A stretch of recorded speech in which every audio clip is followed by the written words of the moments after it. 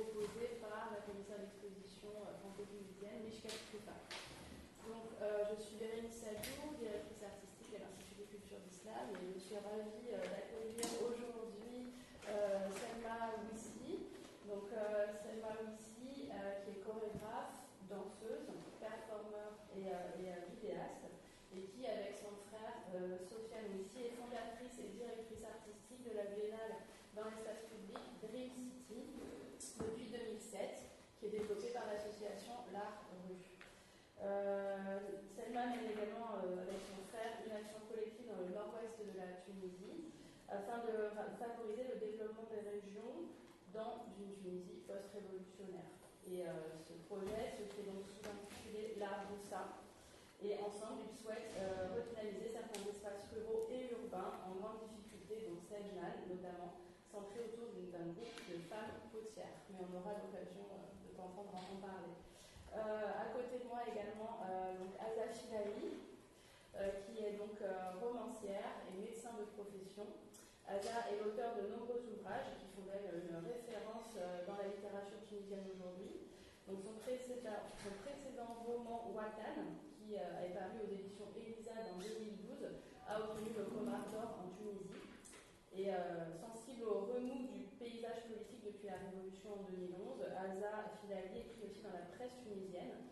Et son dernier roman, avant-dernier roman, Les Intranquilles, dresse un portrait d'une société tunisienne en mal de repère après la chute du régime Ben Ali. Et enfin, à ma gauche, Tamer Mekki, donc journaliste indépendant qui collabore avec la plateforme tunisienne d'information et de débat nawaf.org, pour laquelle il tient une chronique hebdomadaire de Critique TV, ainsi qu'une rubrique sur la scène musicale émergente intitulée Track Tour. Il est contributeur de la revue en ligne française Orient 21 et il publie régulièrement des articles sur la révolution et la transition tunisienne dans la presse européenne. Donc Tamer est un témoin de mobilisation politique, un propagateur de transgression musicale et un observateur d'écran en transition. Ouais, ça. J'ai pas lu ça. Voilà, donc merci à tous d'être ici. On va commencer par un petit moment de présentation de chacune des activités de nos intervenants, et puis ensuite on passera très vite à un moment d'échange et de débat auquel bien sûr vous êtes tous invités à réagir, à intervenir. On est là dans un cadre intimiste et voilà, l'idée c'est vraiment de partager. Donc Selma, je te laisse présenter les différentes activités. Comme je disais tout à l'heure, tu n'es pas double casquette, mais quadruple ou quintuple casquette. Donc voilà, on est ravis de t'entendre. Et puis on va avoir sur l'écran quelques images du projet Dream City. Bonjour à tous. Je parle, on est deux, donc on est frères et sœurs, Selma et Sofiane Ouissi, et puis on travaille toujours en duo. On est à l'origine danseurs chorégraphes, mais on met en place aussi des projets collectifs qui sont plutôt des projets qui rêvent des sociétés horizontales et dont la Roussa, qui s'est fait de 2010 à 2013 dans la région rurale qui s'appelle Sejnen en Tunisie, où on a invité plusieurs artistes à nous rejoindre pour travailler avec des femmes potières autour de leur savoir-faire, et chacun de nous devait développer sa discipline auprès de ces femmes. Et puis en même temps, en 2006, on a commencé à réfléchir à la Biennale d'art contemporain en espace public et Dream City. Et je trouvais intéressant de partir à partir de la naissance de Dream City, parce que sa naissance a été avant la Révolution, donc en 2007. C'est la première édition de Dream City, et je vais parler de la naissance de Dream City, ensuite de la méthodologie qu'on développe et de l'engagement de cette biennale, et de l'expérience de Dream City 2012 et celle de 2015, qui nous permet en fait de traverser la Tunisie avant la Révolution jusqu'après, et de connaître un peu les résistances qu'on a traversées nous en tant que directeur artistique de la biennale. Donc la naissance de Dream City s'est faite à partir maintenant c'est devenu anecdotique. L'anecdote qu'on a vécue, on était invité sur la radio RTCI pour parler d'une création chorégraphique. Et c'était en 2006. Et on était interviewé, je suis désolée, j'oublie les noms, par une journaliste qui est assez connue sur RTCI. Et à un moment donné, avec Sofiane, on avait demandé à tous les artistes tunisiens, donc en direct, c'était en direct à la radio, de descendre dans la rue et de faire une marche pour que l'État prenne en compte et commence à réfléchir au statut de l'artiste tunisien. Donc c'était une marche pacifique, on l'avait précisé en tant que telle, en direct sur la radio. Et à ce moment-là, tout d'un coup, la lumière rouge du studio s'est allumée, l'émission a été coupée, la journaliste a été suspendue, je pense, pendant quelques mois de son poste. Et puis nous avons été mis dehors de la radio. Donc voilà. Et donc on a été censurés en direct. Suite à ça, enfin, c'est vraiment cette anecdote qui a fait qu'on s'est dit on va créer une marche collective dans la rue. Et pourquoi pas marcher pour l'art. Et c'est comme ça qu'est née l'idée d'une biennale d'art en espace public en Tunisie. Donc voilà. Pour la première édition, donc dans le temps, on n'avait pas le droit de se réunir à plus de 3 personnes sur l'espace public tunisien. On avait décidé de commencer à travailler dans notre appartement à Tunis, à inviter des sociologues, urbanistes et artistes à venir réfléchir à des créations qui se feraient in situ. Et donc c'est vraiment une biennale qui a commencé à se construire underground, en cachette, parce que sinon on n'avait pas le droit de pouvoir le faire. Et on a sorti l'annonce de la biennale la veille seulement. Donc ça c'est la première édition qui a été construite aussi par la volonté de plusieurs artistes, 20 artistes tunisiens, qui étaient là avec nous et qui avaient envie et qui ont pris le risque avec nous de pouvoir développer leur travail. Donc Dream City défend, c'est pas de l'art de la rue, on dit bien art dans l'espace public parce que ce qu'on entend par l'espace public c'est des espaces non conventionnels, donc ça peut être des places et ça peut être des cafés, des maisons, etc. Et ça se passe dans la Médina de Tunis. En 2012 ça s'est passé aussi à Tunis et à la Médina de Sfax aussi. Et l'idée c'est, ce qu'on défend avant tout c'est des œuvres qui sont créées dans le contexte précis et sur un lieu précis. Donc c'est des œuvres contextuelles. Et pourquoi ça ? Parce que dès le départ, on s'est posé la question de quelle audience pour l'art aujourd'hui. Et en tant qu'artiste, on remarquait que quand on dansait à Tunis, et même ailleurs, je pense que la question se pose un peu partout. La question de l'audience de l'art, je pense, se pose aujourd'hui partout.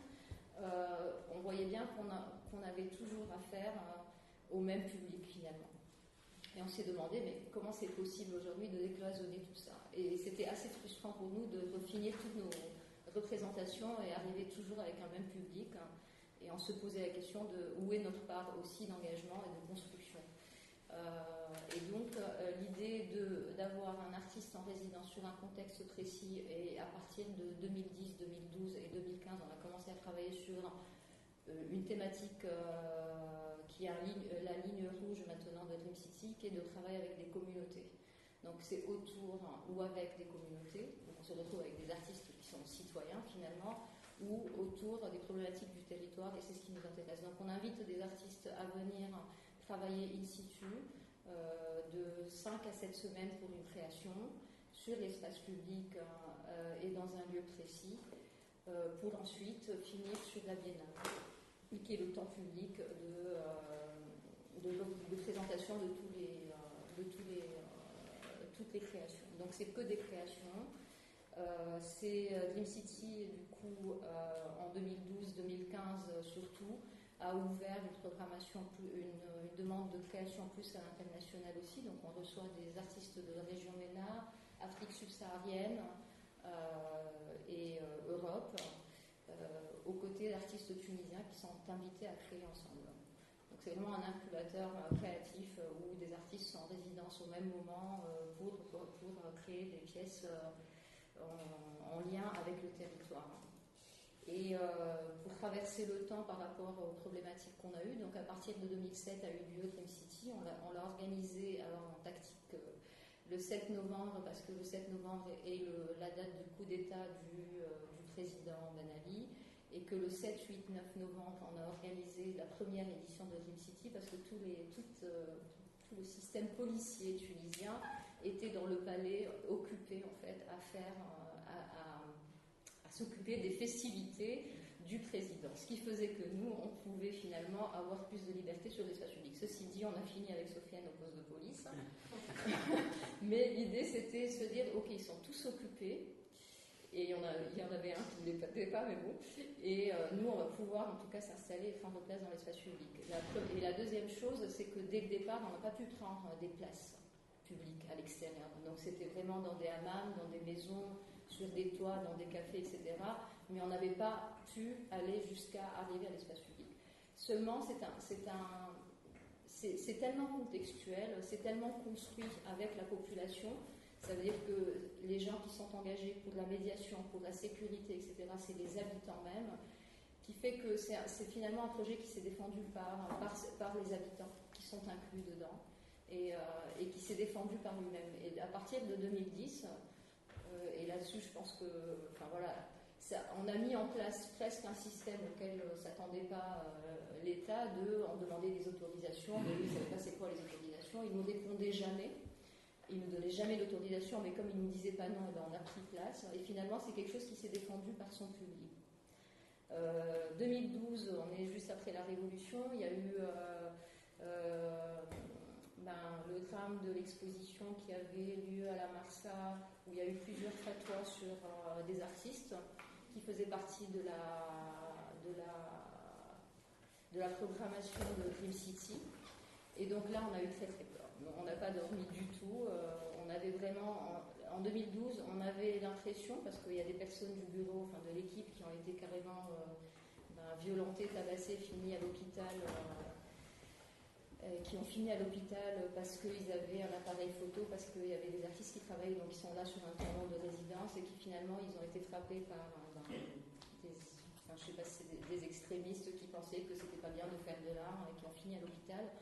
Donc je ne sais pas jusqu'à aujourd'hui comment on a pu faire cette édition, mais on l'a faite aussi parce qu'il y avait on a en fait choisi de prendre en tant que sécurité les bandits des quartiers.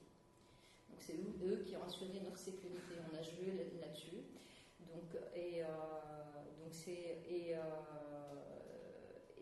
C'est une période en fait où on sentait que les artistes, il y avait un danger qui courait sur les artistes et où l'art finalement n'avait pas le droit d'exister pour une certaine partie de la population. Donc finalement, on n'était plus dans une censure d'État, on était dans une censure de personnes, de groupes qui décidaient qu'on avait la légitimité de faire de l'art ou pas. En 2015, je pense qu'on commence un petit peu à s'installer. Toujours sur la Médina de Tunis, mais ceci dit, une des créations, par exemple, en 2015, porte sur la prostitution. Et on a une rue dans la Médina de Tunis qui existe encore et que les salafistes voulaient fermer d'ailleurs, qui s'appelle Abdallah Gesh. Il y a une artiste égyptienne, Leila Souleyman, qui voulait travailler sur la prostitution. Donc, et là-dessus, on a été donc convoqué encore par la police, etc. Et je raconte ces anecdotes parce que je trouve que ça trace bien aussi l'évolution de la censure et du statut de l'artiste et de la créativité en Tunisie. Et finalement, la police nous a demandé de censurer cette création que nous, on soutient. Et donc c'est là où on est rentré dans une résistance par rapport au ministère de l'Intérieur et à la police, en étant convoqués, ils sont venus nous chercher, etc., parce qu'on faisait une création sur la prostitution. Par ailleurs, cette création était censée être travaillée avec les comédiennes qui sont des prostituées, qui devaient parler de leur récit de vie, c'était une performance théâtrale et documentaire. Et finalement, du jour au lendemain, puisque nous on a résisté pendant 2-3 mois, où on était tout le temps convoqués, finalement ces filles elles ont disparu. Voilà. Donc je trouve que c'est un peu un cheminement par lequel on passe et qui, selon les sujets aujourd'hui, on reste quand même dans quelque chose où il y a des choses qui sont difficiles à porter.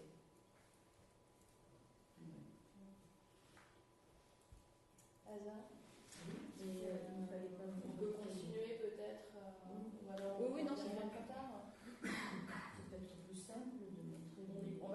continuer donc, rapidement sur les. On les dépasser doucement. Sur les photos, peut-être que tu vas en commenter quelques-unes. Alors là, en 2012, c'était aussi une création sur la prostitution.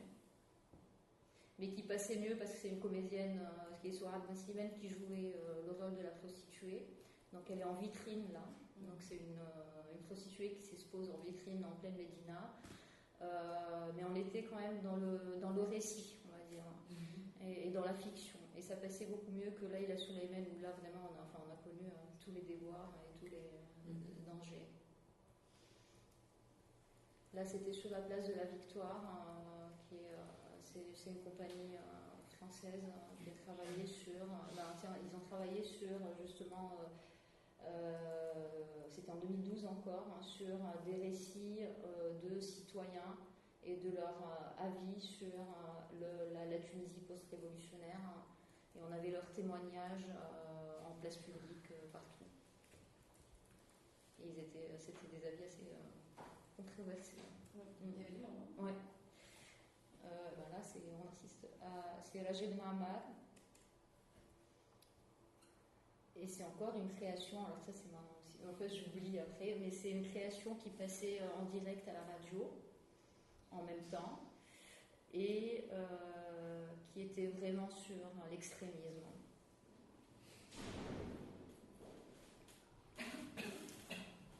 Ça c'est Chabouba, c'est un groupe, un collectif de jeunes musiciens. Là, c'est le public tunisien, mais je pense que c'est assez plus vite, parce que si je commentais tout.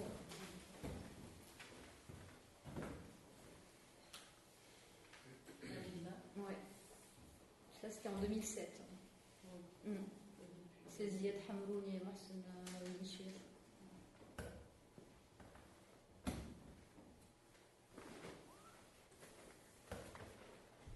Oui, là, c'est Dream City, parce que Dream City a aussi été invité à Marseille Provence 2013. Et là, on revient à Tunis.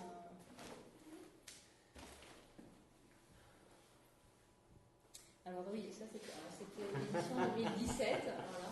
Et c'est encore une création, moi je les aime beaucoup, du duo. Donc elle est égyptienne, c'est Layla Souleymane et Ruth Gillens, lui est flamand.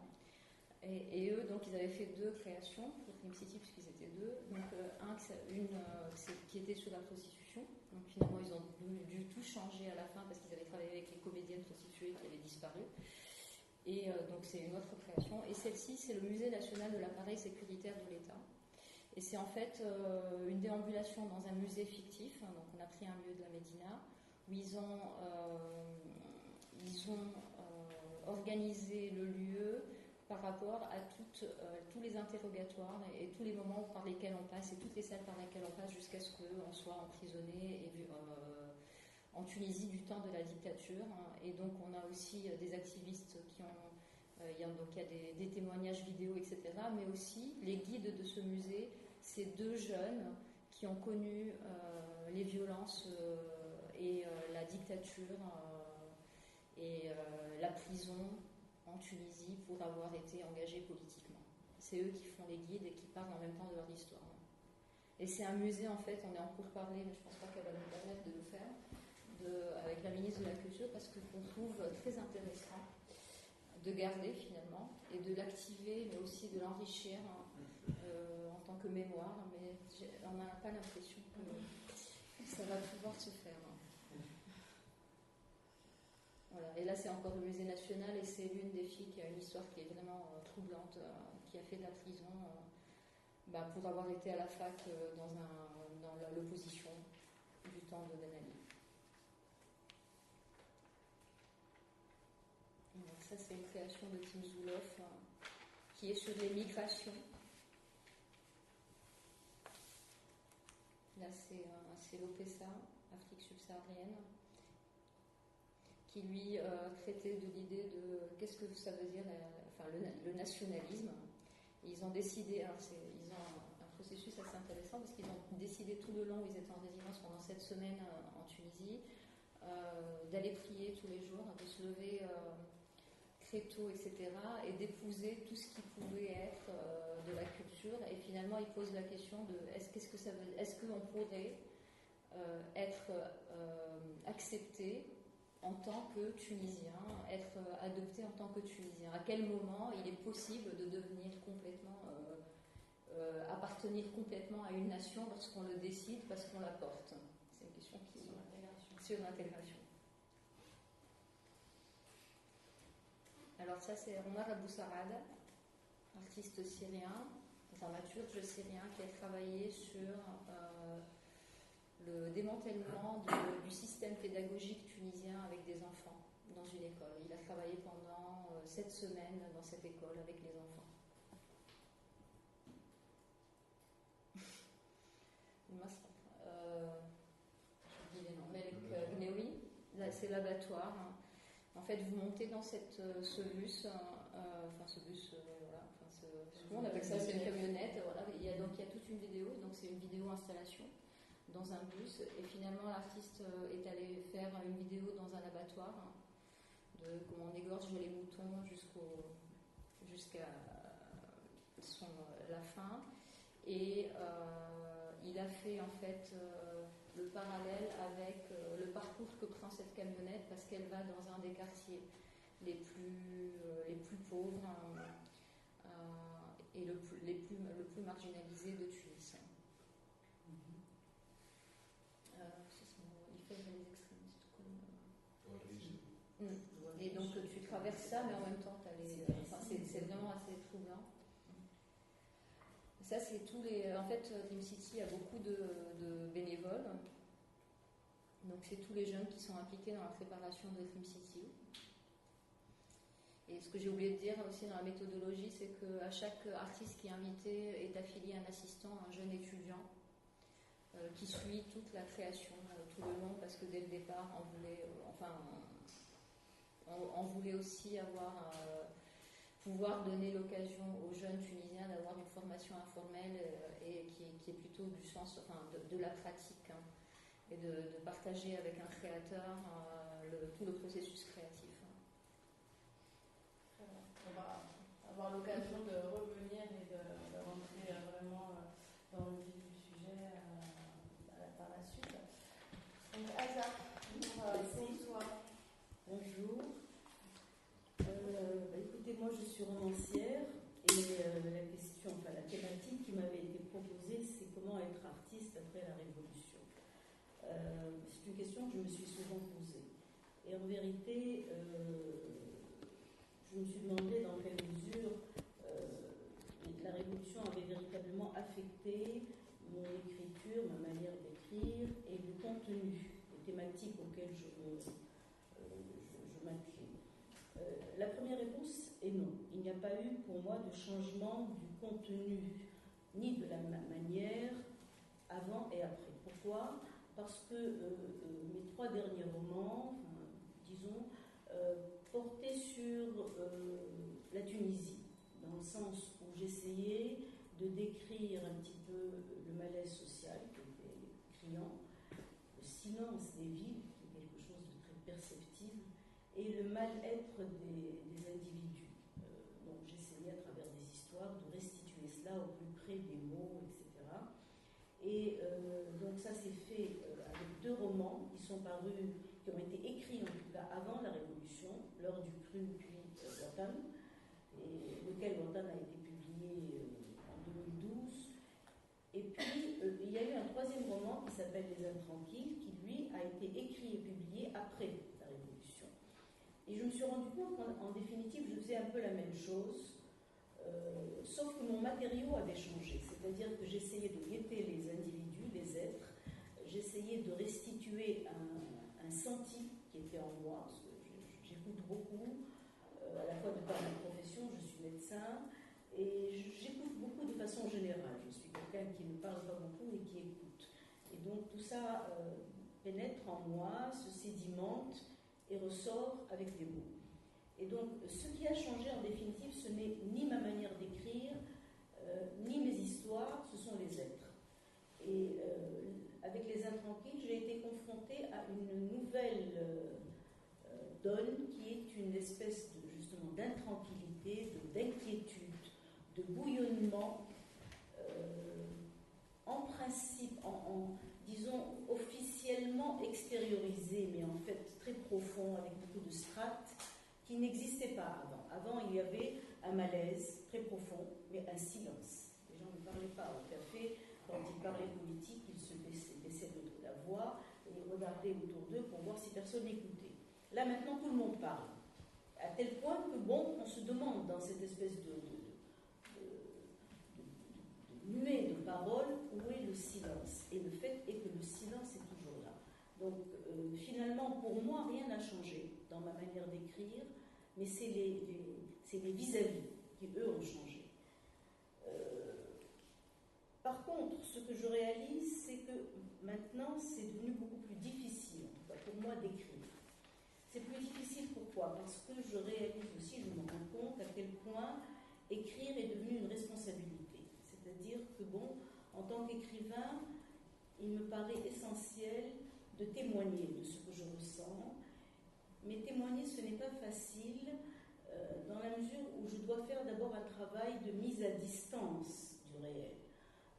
À l'inverse du journalisme, comme vous le savez, qui est une restitution en temps réel de ce qui se passe, des événements, l'écrivain, et en particulier le romancier qui raconte une histoire, qui crée une histoire, doit laisser les choses le pénétrer, doit les digérer en quelque sorte et extraire à partir de ce matériau une histoire différente, comme une espèce de sur-réel, quelque chose qui va pas au-delà du réel, mais qui est un réel différent de ce qu'il a reçu. Sinon, ce n'est pas du travail de romancier, c'est du travail journalistique, et il y a beaucoup, malheureusement, de fictions qui sont simplement du journalisme avec des historiettes plaquées dessus.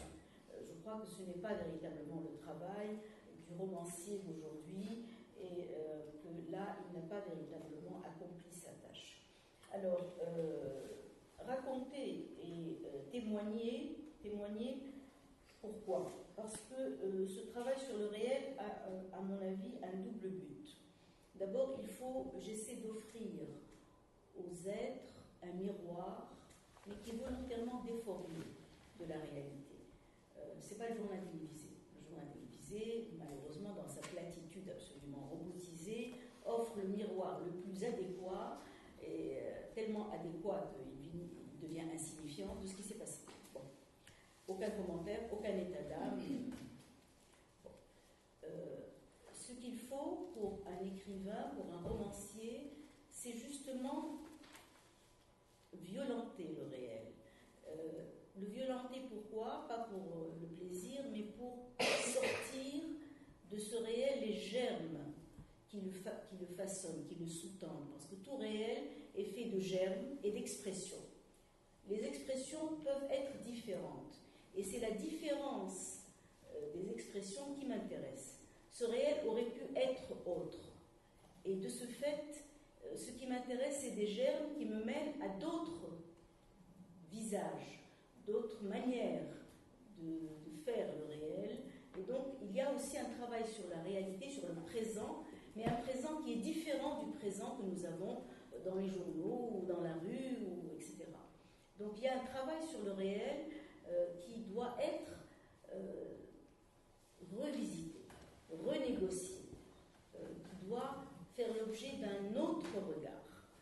Et puis, il y a quelque chose de très important aussi, c'est que, à mon avis, et moi en tant que romancière en tout cas, je me sens dans l'obligation d'éclairer l'avenir, c'est peut-être un peu prétentieux, mais de donner des voies de rechange, d'offrir des chemins différents.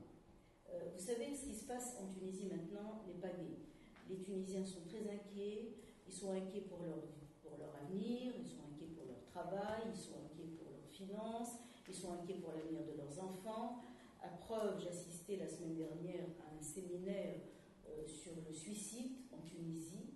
Les taux de suicide ont augmenté d'une manière drastique, d'une manière impressionnante après la Révolution, et en particulier pendant les années 2011, 2012 et 2014. Et ce qui est très frappant, c'est que le suicide concerne de plus en plus les jeunes, non seulement des jeunes, c'est-à-dire entre 15 et 25 ans, mais également des enfants, c'est-à-dire de 8 à 15 ans. Donc on est confronté à un phénomène social qui est très, je ne dirais pas insolite, mais qui est très significatif, qui est un indicateur du malaise indéniable qui existe dans notre société. Et donc, on ne peut pas rester insensible à une telle verbalisation par le corps, parce que le suicide, c'est justement l'apothéose du silence. C'est justement la preuve que les gens, dans leur liberté d'expression, etc., ne disent pas l'essentiel. Puisqu'ils sont obligés de passer par le corps, de verbaliser par le corps leur révolte, leur refus de ce qu'on leur donne ou qu'on ne leur donne pas surtout, etc. Et donc, il y a un réel... Notre société est malade de ses déceptions, des espoirs qu'elle avait mis dans la Révolution, espoirs bien sûr limités, gigantesques, et qui forcément n'ont pas cadré avec ce qui est venu après. Actuellement, elle est malade d'un gouvernement qui est quasi absent, qui n'écoute pas, qui ne parle pas, qui ne communique pas. Alors les êtres semblent le hakm en arabe, c'est-à-dire le juge, enfin le hakm d'ailleurs. Le hakm a une connotation de juge qui est importante. Le hakm. Pour eux, ils ne s'occupent pas de leurs affaires, ils sont délaissés. Voilà, il y a une impression de solitude extrême, de solitude sociale, et il faut aller voir, il faut aller voir dans les quartiers, véritablement, c'est dramatique ce qui se passe. Donc, mon sentiment est qu'il faut impérativement offrir, et c'est à la fois une responsabilité et un bonheur, d'autres mondes possibles, d'autres voies possibles, d'autres chemins. Et l'écriture romanesque a ce rôle. Elle permet de rêver, parce qu'elle donne, contrairement à l'essai par exemple, où il y a une analyse scrupuleuse des faits et une nécessité de suivre le réel, de l'analyser, de le disséquer, mais pas de le transformer. L'écriture romanesque utilise l'imaginaire. L'imaginaire, c'est le lieu des possibles. Et les possibles, c'est le contraire, la différence de ce qui est. Par conséquent, il y a une difficulté, justement, la grande difficulté qu'offre l'écriture après la Révolution, c'est tous ces challenges auxquels, inconsciemment, on est soumis quelque part. Quand je commence un texte, je ne me dis pas non, je vais essayer de déformer le réel, je vais essayer d'ouvrir des chemins de traverse, etc. Mais quelque part, je le disais tout à l'heure, c'est a posteriori, une fois le livre achevé, une fois le texte terminé, que je me rends compte qu'en définitive, j'ai essayé de donner une vision différente. D'ailleurs, dans Les Intranquilles, il y a un peu quelque chose qui relève du réalisme magique. Les scènes qui se figurent dans certains passages n'auraient pas pu se produire dans la réalité. Mais peu importe la réalité, ce qui est extraordinaire avec le roman, c'est sa liberté. Il a la liberté de pouvoir balancer la réalité, le réel, rigide, froid, pétrifié, conforme. Et Dieu sait si notre société est robotisée de conformisme, de le balancer par-dessus bord et de créer des choses différentes, des choses où la vie explose de couleurs, de possibles, de folie, etc. Donc voilà, je crois qu'en définitive, c'est ça le rôle de l'écrivain, en tout cas pour moi, après la Révolution. Dernier point sur lequel je voudrais insister, c'est que malheureusement dans tout cela, et je crois que les amis qui sont présents ne vont pas me contredire, l'écrivain reste seul en termes d'entreprise d'écriture. Les autorités font très peu cas de la création littéraire, en particulier quand il s'agit d'écrire en langue française. Alors là, le statut de la langue française en Tunisie a été beaucoup dévalorisé, depuis Ben Ali d'ailleurs, avec la montée de l'intégrisme, avec la valorisation extrême donnée à la langue arabe, la langue du prophète, etc. Et par conséquent, par voie de conséquence, la diminution de la langue française en importance, en valeur, etc. À tel point que certains considèrent qu'il faut que l'enfant apprenne une seule langue pendant l'école primaire et qu'il a tout le temps d'apprendre le français, ce qui est une hérésie, parce que s'il y a un âge où l'enfant peut absorber plusieurs langues, c'est bien la petite enfance, c'est bien l'école primaire. Donc, je reviens aux autorités qui n'aident pas, qui ne reconnaissent pas en vérité le livre, qui qui ne le mettent pas, qui n'aident pas à sa diffusion, parce que moi je suis écrivain, je suis incapable de faire la diffusion de mes livres. À titre d'exemple, bon, Les Intranquilles, le dernier roman, a eu droit à des papiers dans la presse française. Aucun papier dans aucun article en Tunisie, dans aucun journal en Tunisie. Rien, mais rien de rien. À tel point que moi qui écris dans la presse de façon assez régulière, je me suis dit qu'un jour j'allais écrire un papier qui s'appellerait Les Intranquilles. Et Dieu sait si je pouvais trouver des sujets. Je me suis dit non, ça va paraître... alors j'ai laissé tomber. Mais c'est quand même très frustrant, parce que si on n'est pas reconnu chez soi, on n'est pas reconnu par les gens, non, on est reconnu. Il y a un petit lectorat qui est là, qui me satisfait, qui me comble, pas de souci, je n'ai pas besoin de bon. Mais il y a quand même aussi un soutien officiel qui est très important, qui cautionne, qui aide, qui pousse. Et celui-là est totalement absent parce que l'administration, et en particulier, je le dis de façon franche, le ministère de la Culture, est totalement bétonné et n'a pas changé d'un iota depuis Ben Ali. C'est-à-dire que ce sont les mêmes départements, souvent les mêmes personnes, parfois d'autres mais qui réagissent de la même manière, les mêmes manières de penser la culture, aucune vision nouvelle, et Dieu sait si nous avons besoin d'une vision mobile, d'une vision interactive, d'une vision dynamique, d'une vision qui passe par l'éducation, enfin d'une foule de choses, pour reconsidérer la culture. Tout cela n'existe pas. Nous avons un ministère bien bureaucratique, bien administratif, qui s'occupe des festivals, qui de temps en temps cautionne quelques personnes particulièrement prises dans des réseaux, etc., mais rien d'autre, et pour lequel nous sommes d'illustres inconnus. Donc ça, c'est une situation difficile à traverser, parce que le livre, il faut de l'argent pour le faire, il faut de l'argent pour le diffuser, il faut aussi qu'il y ait des instances qui aident à le faire connaître, parce qu'un livre ne se fait pas connaître tout seul.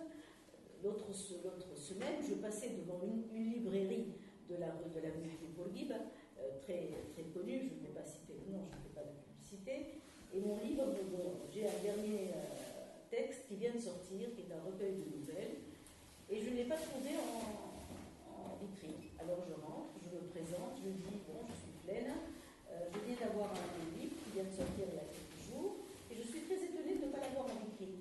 Alors le type va à son ordinateur, pianote un moment, oui, nous l'avons, mais comment vous savez qu'il n'est pas en vitrine? J'ai dit, non, il n'y est pas. Il m'a dit, mais peut-être qu'il y était. Je lui ai dit, mais vous ne saviez même pas qu'il était là, le livre. Oui, bon, d'accord, on va le mettre en vitrine. Alors il est allé l'envelopper de cellophane, comme s'il allait rester une éternité en vitrine, à cause du soleil. Et je suis restée debout à attendre qu'il mette le livre en vitrine. Je l'ai ensuite remercié. Nous sommes devenus très amis. Et je suis repartie. Je suis sûre que le livre n'est pas en vitrine maintenant. Mais c'est pas grave, j'ai l'habitude. Il ne fera pas attention à le là. Oui, jusqu'à ce qu'un autre auteur vienne lui demander si son livre est en vitrine. Voilà, et ainsi de suite. Voilà, je vous remercie. Alors, je voudrais, pour commencer, réagir sur ce que disaient Salma et Azza, mais en l'occurrence, sur quelques points, d'une manière passagère, sur un peu le background de certaines anecdotes que tu as racontées, Salma. En l'occurrence, ce qui s'est passé avec le palais de l'Abdelleya, tu as évoqué le fait que c'était... que ce n'était plus la censure de l'État et que notre forme de censure, une forme sociale, si on veut, de cette censure a émergé. En fait, pas tout à fait, parce qu'à l'époque, ayant suivi cela, tout est parti de quelques intox lancés par des pages Facebook proches du parti au pouvoir, le parti islamiste, où ils ont placé des photos choquantes de cette exposition, mais plusieurs autres photos choquantes ramenées d'une expo du Sénégal, une autre expo. Donc ils ont posté, mis en ligne plusieurs photos choquantes qui n'étaient même pas de celles de l'exposition. Donc il y avait une volonté, sans tomber de conspirationnisme, il y avait une volonté délibérée de quelques groupuscules politiques d'agiter les choses en cette période, parce qu'ils avaient besoin de profusion, de tension identitaire dans la société, afin de faire passer certains articles dans la Constitution. Donc c'était ça l'enjeu, comment pouvoir créer l'atmosphère sociale nécessaire à la mise en place de ces débats-là pour pouvoir faire passer des articles dans la Constitution.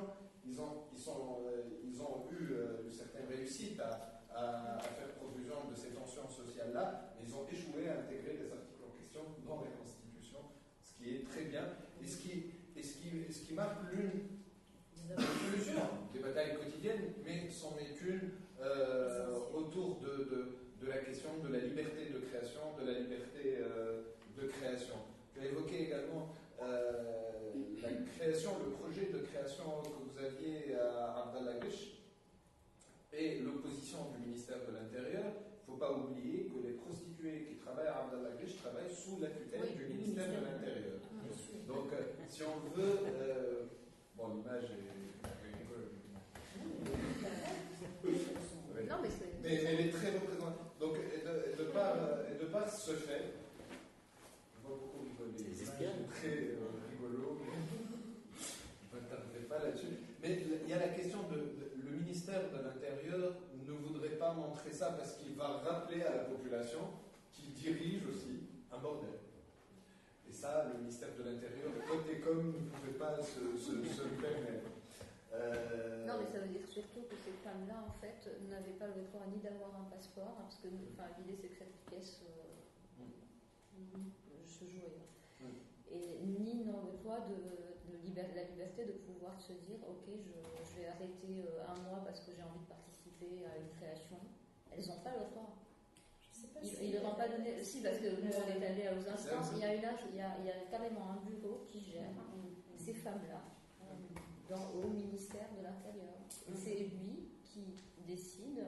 Et en fait, il disait que si elles partaient de leur maison, parce que c'est des petites maisons en fait les unes à côté des autres, elles n'ont plus le droit d'accéder ensuite à leur poste.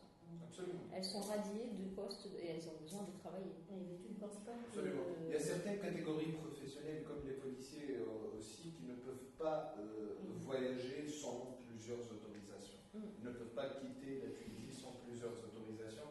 Donc c'est relatif à des métiers assez spéciaux ou à risque comme ceux qu'on vient d'évoquer. Moi j'essaie juste de donner le background un peu social, institutionnel de la chose.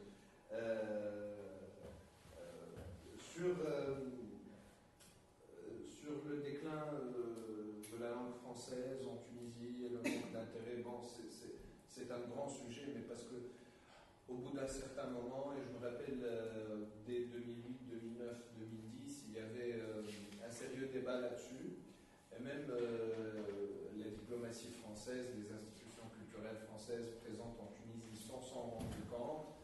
Eh bien, l'explication, c'est que la langue française a été... Moi, personnellement, j'aime bien rappeler ce que disait Kateb Yassine sur son rapport à la langue française. C'était un butin de guerre coloniale. C'est qu'il est arrivé à s'approprier la langue française et qu'il le considérait comme un butin de guerre coloniale. Petit à petit, cette guerre coloniale-là s'est arrêtée, et même si on va considérer le français comme une locomotive d'un ensemble de valeurs, d'une certaine culture, cette locomotive-là s'est arrêtée avec le gouvernement Sarkozy qui comptait parmi ses parents, par exemple, des gens comme Frédéric Mitterrand qui, lui aussi, profitait de ce régime, des gens comme Michel Alliot-Marie. Et donc, par conséquent, même les vecteurs culturels sont devenus biaisés, sont devenus infectés en quelque sorte par... et donc, la symbolique de la culture française et de la langue française s'est retrouvée vidée de sa substance et de ses valeurs comme étant un vecteur de plusieurs valeurs universelles très positives comme la liberté, l'émancipation, les droits de l'homme, etc. Et tout ça en même temps. Donc il y a eu une autre perception de la langue française et elle est devenue synonyme d'autre chose que ces valeurs-là. Mais je voulais te répondre parce que c'est, à mon sens, une explication qu'on donne souvent. D'abord, il faut bien distinguer la France et la langue française. La langue française n'appartient pas à la France, d'une part.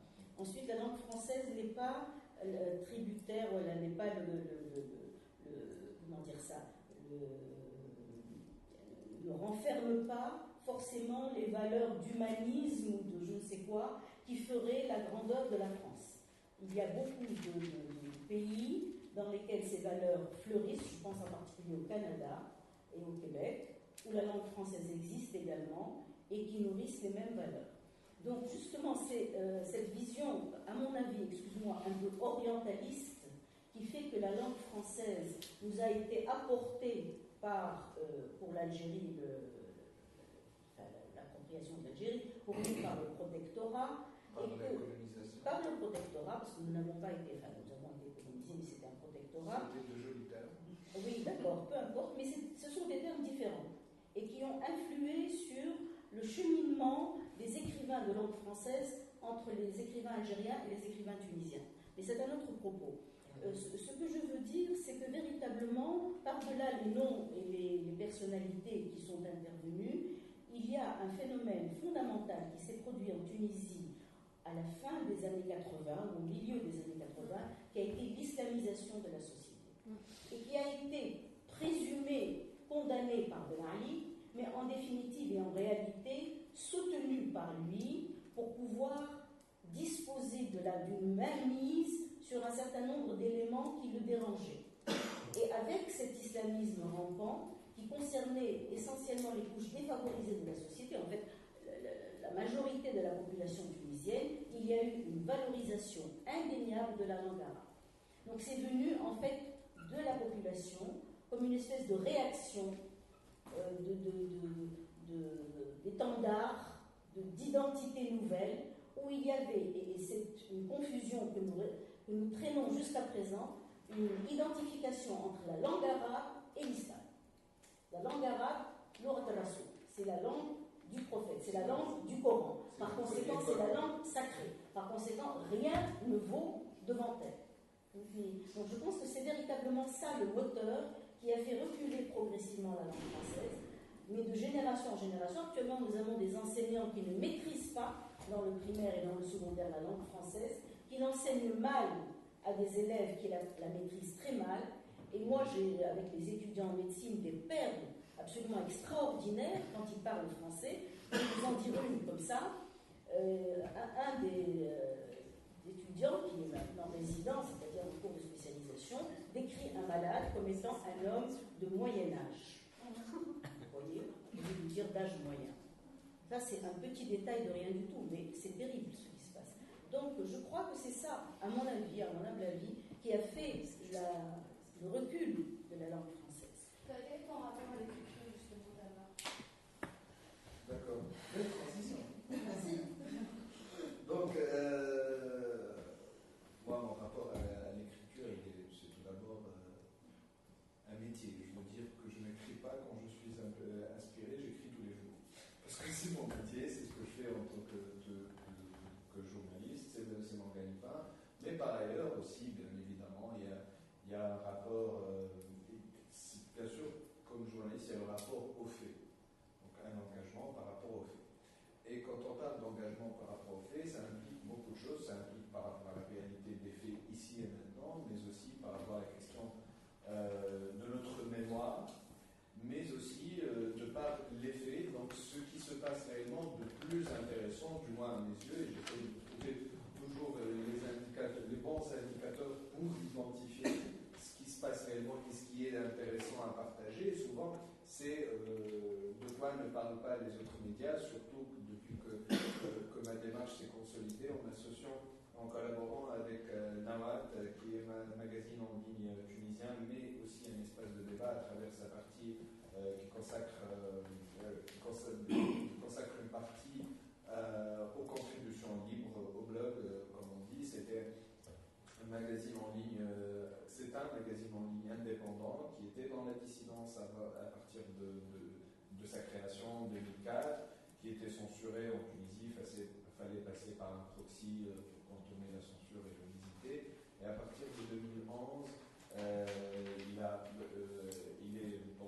eu la levée de la censure après la Révolution, et nous travaillons librement. Moi, j'ai commencé ma collaboration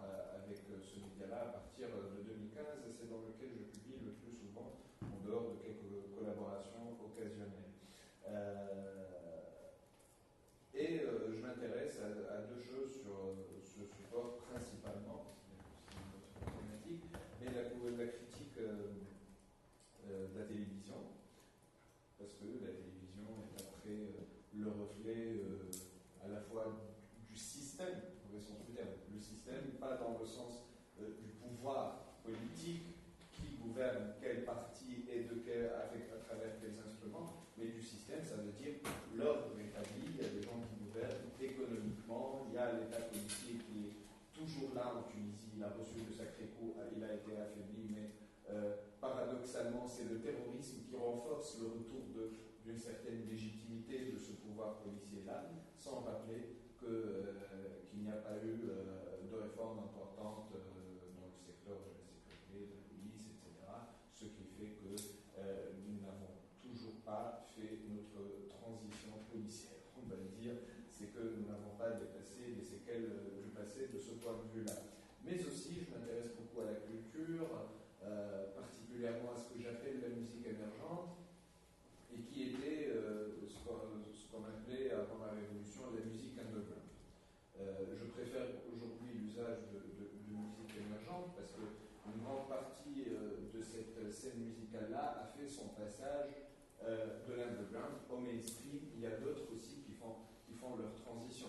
Donc ce ne sont plus des artistes qui sont uniquement présents sur le net, mais ce sont des artistes qu'on peut parfois écouter à la radio ou voir à la télé, et ce sont des artistes dont certains sont invités par les événements organisés par le ministère de la Culture. Donc c'est pour ça que je parle de scène émergente. Et pour répondre pour rester fidèle à notre thématique du jour, à savoir la création contemporaine en Tunisie 5 ans après la Révolution et ses enjeux, pour parler de la musique par exemple et de la culture en général, il faut tout d'abord présenter le contexte, à savoir un contexte où il y a eu dans différents secteurs en Tunisie des avancées législatives importantes, dont la plus importante est la nouvelle constitution de 2014. Donc ça, même si la révolution a échoué sur certains aspects, notamment sur l'aspect du démantèlement de l'État policier, elle a réussi à mettre en place une constitution acceptable, on va dire, pour moi, exemplaire pour certains, pas assez satisfaisante pour d'autres qui avaient plus d'ambition, et leurs ambitions, je trouve, sont légitimes, parce qu'une révolution, ça change l'ordre social complètement, ça ne se contente pas de changer quelques petits aspects et quelques détails, aussi importants soient-ils. Bref. Donc, par contre, dans le cadre sur la culture, la nouvelle constitution garantit, théoriquement, la liberté d'expression, la liberté de création, et elle considère que l'accès à la culture est un droit citoyen. C'est très bien, ce sont des acquis considérables. Mais, par ailleurs, dans le cadre légal de l'exercice de la culture, très peu de choses ont changé. Il y a eu le démantèlement des trois commissions qui étaient responsables de la censure, en réalité, sur la musique et la danse, le cinéma et le théâtre, mais aussi ils ont libéré les livres. Les livres n'ont plus à passer par une autorisation pour être distribués, donc il suffit le système du dépôt légal qui est plus fluide et plus pratique. Sinon, ça n'a pas changé, plusieurs aspects n'ont pas changé. La majorité d'ailleurs, le cadre légal de l'exercice de la culture, des arts en Tunisie n'a absolument pas changé. Il y a eu quelques personnes qui ont changé, donc ni le cadre légal, ni la manière dont est structurée cette institution qu'est le ministère de la Culture. Pourquoi toujours parler du ministère de la Culture? Parce qu'il a une place dominante au point de représenter, de faire un monopole sur le secteur. La majorité écrasante des événements est organisée par le ministère de la Culture.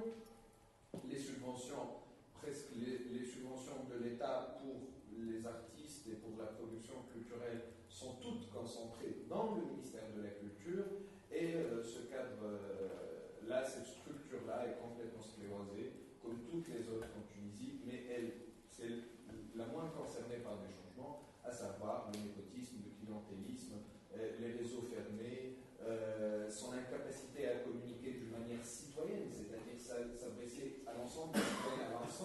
artistes d'une manière égalitaire, tout cela fait défaut au ministère de la Culture. Ce qui n'a pas empêché l'émergence d'une nouvelle scène, par exemple, quand on parle de musique, une nouvelle scène qui est dans des modèles de production, il faut le reconnaître, qui ne sont pas du tout faciles. Parce qu'à part le ministère de la Culture, qui exerce un monopole et qui, par ailleurs, exerce aussi une sorte de concurrence déloyale par rapport à la société civile, je veux dire les associations, les organisations, mais également le secteur privé, il est plus favorisé que ces gens-là, alors que c'est eux qui ont besoin de soutien, et non pas les anciens bureaucrates qui s'improvisent en artistes pour avoir les subventions du ministère de la Culture, comme le font certaines figures très connues en Tunisie. Bon. Après, il y a l'esprit d'initiative qui a permis l'émergence d'une nouvelle scène musicale, et donc des gens qui veulent faire de la musique et qui s'y mettent, parfois de leurs propres moyens, et parfois grâce à d'autres droits acquis grâce à la Révolution, notamment le droit de s'organiser, qui est un droit très important, de créer une association, de chercher des fonds, de collecter des dons pour faire sa création ou pour financer une longue vie pour sa création, pour pouvoir la faire tourner, pour pouvoir tourner des clips et faire une meilleure diffusion. Dans ce cadre-là, il y a aussi beaucoup d'initiatives autonomes, par des initiatives des organisations de la société civile, et puis il y a le secteur privé qui croule toujours sous le monopole du ministère de la Culture, et dans certains cas, qui arrive à décoller, mais plutôt dans des cercles fermés chez les gens les plus avantagés dans la société tunisienne. Bien sûr, il y a des injustices sociales, et il y a une catégorie qui peut aussi faire de l'art, parce qu'elle a de l'argent pour le dépenser en faisant de l'art. Donc, en contrepartie, moi, ce que je trouve très intéressant dans toute cette ébullition, c'est une niche bien particulière, mais qui présente une dynamique très importante, indépendamment de nos goûts, si on aime ou on n'aime pas ce genre musical, à savoir le rap particulièrement et l'ensemble de la culture hip-hop. Il y a une évolution remarquable et très intéressante, indépendamment aussi des coûts médiatiques que vous observez ici en France. En rapport avec ça, il y a d'autres figures nettement plus intéressantes et qui peuvent avoir un discours nouveau, une esthétique nouvelle, du moins en Tunisie. Après, cette esthétique-là, elle s'inscrit aussi dans une certaine universalité. Pourquoi c'est le plus intéressant? Parce que c'est un modèle un peu d'économie, d'une sorte d'économie solidaire atypique. Parce que pour produire et pour pouvoir diffuser, on fait beaucoup de clips, mais sans boîte de production et sans réellement des producteurs. C'est-à-dire, quand on voit les clips, on se dit, mais il y a du budget derrière. Alors que ça s'est fait dans le quartier, il y a dans le même quartier le rapport en question et d'autres qui veulent qu'il transmette sa voix. Il y en a un qui est un étudiant en audiovisuel, donc il va prendre la caméra. Il y a l'autre qui aime bien faire le montage et qui a appris en autodidacte qui va faire le montage. Il y a l'éclairagiste par là, il y a le réalisateur, il y a le calligraphe qui va faire des choses, il y a les danseurs du quartier qui vont danser dans le clip, et hop, ça se fait.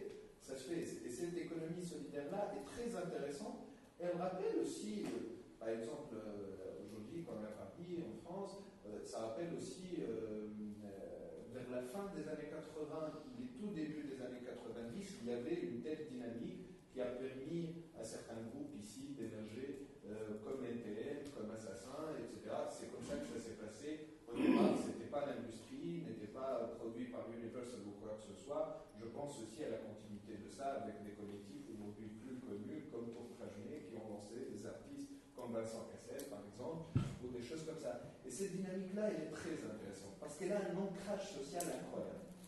C'est pas, excusez-moi le terme, mais je vais prendre un raccourci facile pour aller rapidement, mais c'est pas une bande de riches qui sont dans une terrasse et qui ont l'argent et qui ont leurs cousins parmi les chefs d'entreprise qui peuvent facilement avoir des sponsors et se faire financer. Donc ce sont des gars qui veulent tellement s'exprimer, qui sont prêts à mettre les moyens, prêts à mettre de leur temps gratuitement et prêts à agir de cette manière.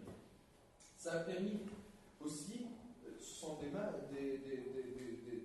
messages aussi agressifs et aussi violents peuvent-ils être, sont des messages profondément citoyens. C'est-à-dire que ce sont des messages qui s'érige contre la violence policière, contre l'arbitraire de l'État, qui est la pierre angulaire de la dictature et de tout système autoritaire, qui s'érige aussi contre le népotisme, la corruption, toutes ces pratiques-là, et qui revendique aussi les libertés individuelles, en l'occurrence, revendique la légalisation du cannabis, il revendique aussi certains droits économiques et sociaux. Et cet aspect est très intéressant. Même ce n'est pas le cas. Et quand ils sont strictement dans les loteries, à savoir, ils chantent leur propre fierté, etc., c'est très important parce que ça ramène une représentativité des catégories sociales antérieurement totalement marginalisées et sans représentant dans le débat public. Donc, et ça impose cela. Leur canal de diffusion, c'est essentiellement Internet, YouTube en l'occurrence, et le modèle économique, et non en parle. Il n'y a pas réellement de modèle économique. Il y a un modèle pour produire ce que j'ai appelé une sorte d'économie solidaire, improvisée, spontanée, comme ça, mais il n'y a pas, je veux dire, de modèle préétabli de retour sur investissement. Et finalement, ils ont trouvé quelques pistes, bien évidemment, souvent loin de l'establishment, même si quelques-uns se sont adaptés aux besoins du ministère de la Culture, donc ils ont fait des morceaux avec des textes. Il n'y a pas de gros mots, on n'insulte pas la police. Parce que sinon, même si ils sont programmés par le ministère de la Culture, et c'est déjà arrivé, ils ont un problème avec la police va faire pression sur le ministère de la Culture pour annuler la performance. Donc, et ça s'est fait à plusieurs reprises, surtout en 2013, dans une période de lutte pour la libération de certains rapports et pour qu'ils soient acquittés suite à des poursuites et des harcèlements judiciaires. Donc il y a YouTube, ils peuvent monétiser le nombre de vues parce que, attendez, mais c'est énorme de mesurer l'ampleur de la chose parce que ce sont des artistes qui n'ont pas le sou, qui viennent de milieux totalement marginalisés, mais sur YouTube, leurs clips, aujourd'hui, ils font en l'espace de 2-3 semaines, ils dépassent les 3 millions de vues. Donc, et ça va jusqu'à 24 millions de vues, 12 millions de vues. Donc, ce qui est énorme, parce que j'ai jeté de mon côté un coup d'œil sur les artistes qui vendent le plus, par exemple, dans le marché français, ils n'atteignent pas ces chiffres-là. Et c'est tout simplement énorme. Et il ne faut pas oublier quelque chose de très important, c'est qu'il n'y a pas de respect pour la notion des droits d'auteur en Tunisie. C'est inexistant. Bon, la Tunisie a signé une convention internationale en fin 2013, et cette convention-là, donc une convention avec les États-Unis et l'Union européenne qui engage la Tunisie à se conformer, en l'occurrence, à leur perception des droits d'auteur, mais ce n'est pas mis en application. Il y a une certaine propagande du côté du ministère de la Culture sur la question, mais d'un point de vue pratique, rien n'est fait de ce côté-là. C'est pour ça que je parle de l'inexistence d'un modèle économique de retour sur investissement. C'est un point très important. J'ai fait long. Si je me permets. Oui, je pense qu'on va ouvrir un petit peu le questionnement, et notamment sur la question des changements qui ont pu avoir lieu, puisqu'effectivement, on a vu qu'il y a bien évidemment eu de nombreux changements depuis 2011, et notamment qui se caractérisent par le droit d'association, ce qui n'était pas le cas avant, et aussi par le droit de se rassembler donc, dans l'espace public. Et Selma, je voulais t'interroger notamment sur cette question, puisque donc, avec la rue, vous avez commencé en 2006, aujourd'hui on est en 2015, on a tendance à dire qu'il y a une libération de la parole.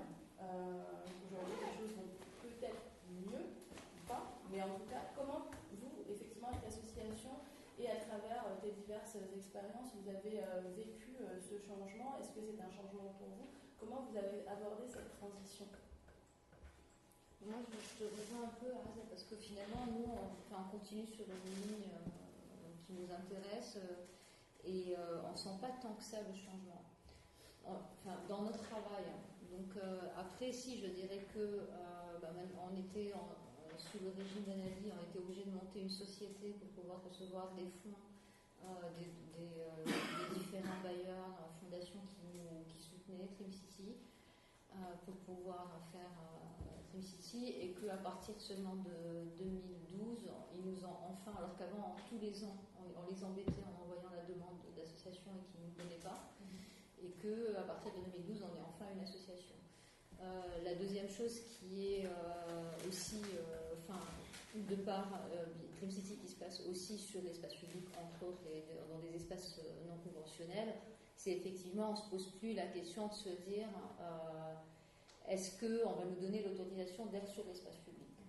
On envoie quand même, parce qu'on fait tout dans l'ordre, donc on envoie quand même au ministère de l'Intérieur en disant qu'il va se passer telle chose à tel endroit, etc. Donc ils ont un tableau énorme avec tous les détails. Ils ne nous répondent toujours pas. Donc, comme tu dis, à l'intérieur, ça n'a pas du tout changé. Mais nous, on part du principe que quand ils ne nous disent pas non, c'est oui. Ensuite, par rapport aux œuvres, par rapport au sujet, eh ben, c'est là où on est confronté à la censure, toujours, notamment par rapport à la prostitution. Par rapport au musée national, on a eu, sans le savoir, une brigade de police qui est venue visiter ce musée national et qui voulait le fermer parce qu'il parlait de la violence du temps de Ben Ali, et pourtant c'est passé. Mais la police, en fait, c'est le système policier. Mais ils ne peuvent plus le faire. Donc ça a changé. Oui, mais c'est le système. Oui, mais ce qu'ils ont pu faire, moi je suis vraiment déçue parce qu'on a vraiment longtemps travaillé avec ces femmes qui sont prostituées, qui avaient envie de vivre une autre expérience, et finalement ils leur ont pas laissé le droit de vivre cette autre expérience. Et je trouve ça lamentable. Et c'est lamentable que personne ne parle du statut de prostituée, comme personne, si beaucoup parlent de l'homosexualité. Donc il y a des sujets aujourd'hui, quand on lit l'article sur l'homosexualité, mais on ne peut pas dire qu'on a fait notre révolution. On ne peut pas, mais c'est une honte. C'est une honte. C'est globalement, si, je ne sais pas le dire en mots, mais si des gens ont des relations homosexuels, ils sont emprisonnés, condamnables, et sachant que la police se permet aussi de les violenter derrière. Donc, voilà. Et le mot en arabe, je ne sais pas comment il est assez. Test anal. Voilà, il y a un test anal à faire pour savoir si tu es homosexuel ou pas. Mais on ne peut pas dire qu'on a fait la révolution tant qu'on n'a pas passé ça. Et on en parle aujourd'hui. On en parle, oui, mais. L'association qui a mais fait le jour. J'ai reconnu son il y a le droit de s'organiser. Je veux dire que. Oui, mais cette association, ils ont peur tous les jours. Mais elle existe. Elle existe. Elle est très soutenue. Mais par la société civile.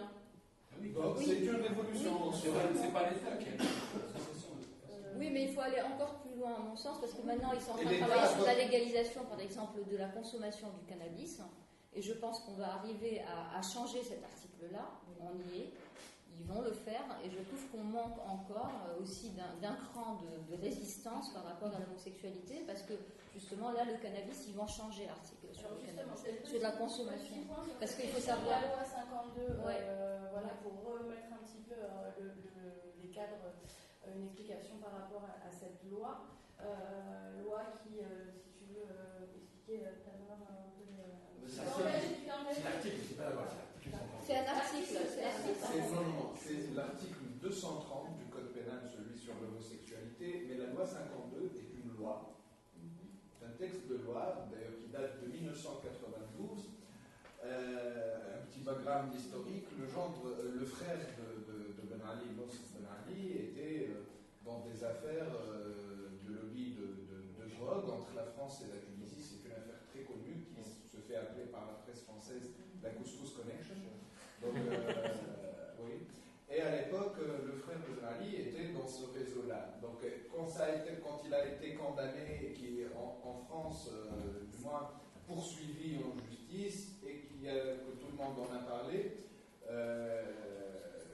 Ben Ali, à l'époque, il a voulu montrer au peuple tunisien qu'il est très ferme dans la lutte anti-drogue et qu'il ne cautionne pas ce que faisait son frère. Donc, il a fait promulguer un texte de loi extrêmement liberticide qui condamne les consommateurs de cannabis.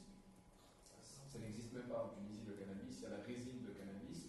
Donc, ce texte de loi condamne les consommateurs à 1 an de prison ferme.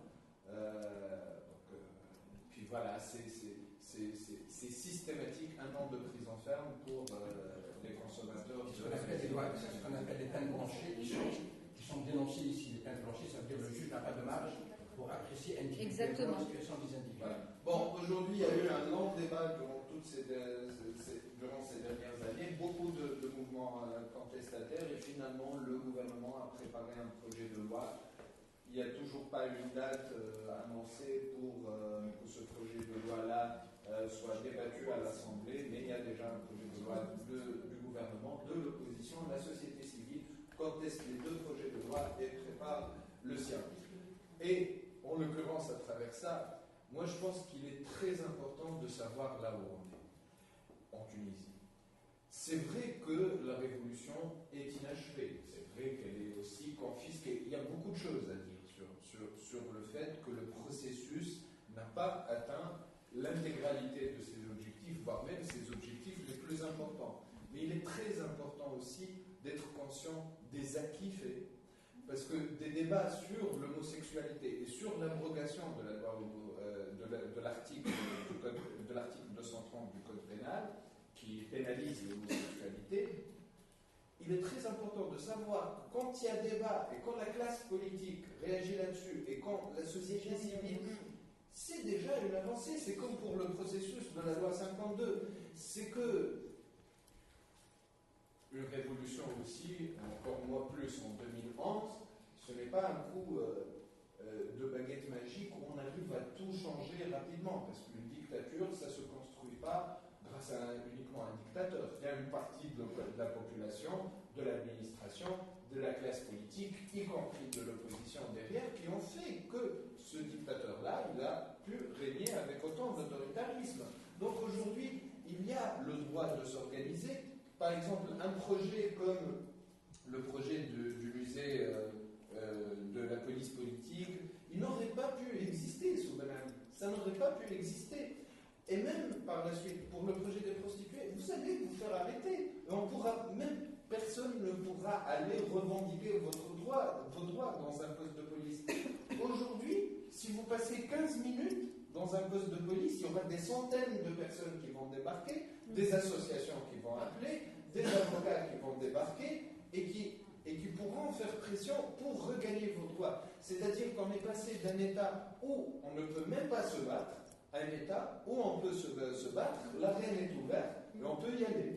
Et celui qui veut se battre peut aller dans cette arène-là et peut se battre à armes égales. C'est particulièrement intéressant que tu dis ça, dans la mesure où je suis en train de parler devant les tableaux de Atef Matala, qui est donc un artiste qui a effectivement fait les frais de cette loi 52, qui a été emprisonné pendant presque un mois, mais il y a eu une énorme mobilisation citoyenne qui a permis à ces artistes effectivement de sortir de prison. D'autant plus qu'il a été emprisonné pour un délit de faciès.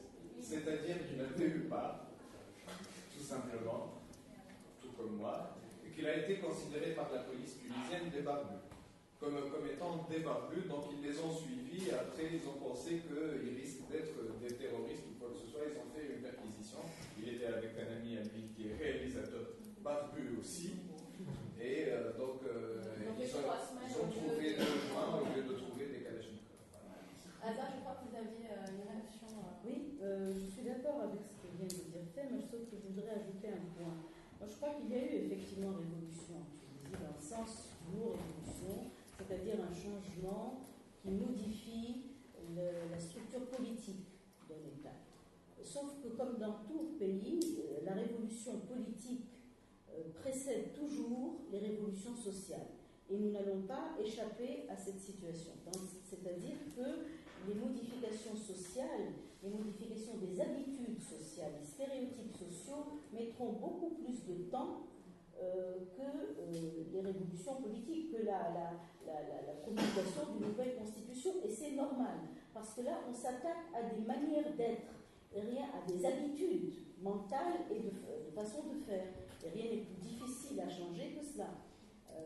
Le fait, comme tu l'as dit, qu'on parle de l'homosexualité, qu'il y ait déjà un dialogue, qu'il y ait une association reconnue officiellement, c'est une avancée majeure. Nous faisons vite les choses, à mon avis. Qui a gagné son procès contre le gouvernement, le tribunal administratif a rejeté le recours, les poursuites. Bon, maintenant, l'intrication entre la police et la prostitution est quelque chose qui existe pas seulement en Tunisie, mais dans beaucoup de pays du monde, et c'est quelque chose qu'il sera difficile de démêler, il faut du temps. Mais on sent les choses changer. Par exemple, il y a quelques semaines, il y a eu un débat qui a été soulevé par un député à l'Assemblée sur le problème de l'héritage. L'héritage pour la femme. Pourquoi est-ce qu'il n'y a pas d'égalité dans l'héritage entre l'homme et la femme? Ce débat a vite été étouffé, mis à l'écart, c'est pas le moment, on a des priorités, il faut voter la loi pour les banques, etc. Mais le simple fait qu'il y ait déjà cet appel indique qu'il y a quelque chose qui bouge.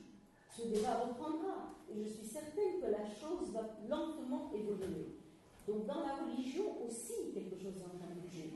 À preuve, je ne sais pas si vous avez suivi le récent congrès de Naples, et dans ce congrès, il s'est passé quelque chose de très important, c'est que Naples s'est proclamée parti laïque maintenant. Elle a... Attends, excuse-moi, laisse-moi terminer. C'est un coup de com'. Non, c'est pas un coup de com', c'est une décision. C'est pour les journaux français, c'est pas bon. Absolument pas, je ne suis pas d'accord. C'est quelque chose, c'est une décision qui a été mûrement réfléchie, parce que ces gens-là ne font pas les choses comme ça pour faire des coups de com'. Bon, les agences de com'. Laisse-moi terminer, non, pas du tout. Qui a été mûrement décidé et qui a eu l'intelligence d'inclure dans le mouvement ce qu'ils ont appelé non pas un schisme entre la politique et la religion, mais des spécificités, des spécifications laïques et des spécifications religieuses. Ce qui fait que chaque adhérent trouve chaussure à son pied, si je puis dire. Et que le parti désormais réuni est à même, en tout cas, de réunir aussi bien les laïcs que les dogmatiques religieux. Et ceci est un changement, et à mon avis le premier qui se produit dans une nation arabe, d'un parti à obédience absolument religieuse qui se déclare, qui déclare comme une foi religieux, pas à obédience. J'entends bien. Parti religieux qui admet qu'il comporte une dimension laïque. Là, il manque louche, parti laïque. Séculière. Laïque. Ne mélangeons pas les laïque. En tout cas, cela nous montre bien qu'en parlant de l'art et de la culture et un état des lieux, effectivement, aujourd'hui, autour de cette table de la culture, on touche à un immense spectre de problématiques, d'enjeux, qui dépassent de loin, bien sûr, des considérations purement artistiques. Je vous propose qu'on ouvre le débat aussi, bien sûr, à la salle, s'il y a des questions.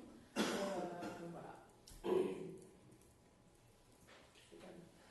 Bérénice, moi, si tu permets, je partage la première analyse de Raja. J'ai été sensible aux anecdotes et au fait de Salma. Pardon, il faut rappeler une chose. 2005, grand sommet de la société de communication à Tunis. Ben Ali voudrait montrer au monde entier que la Tunisie est rentrée dans l'ère du numérique, etc.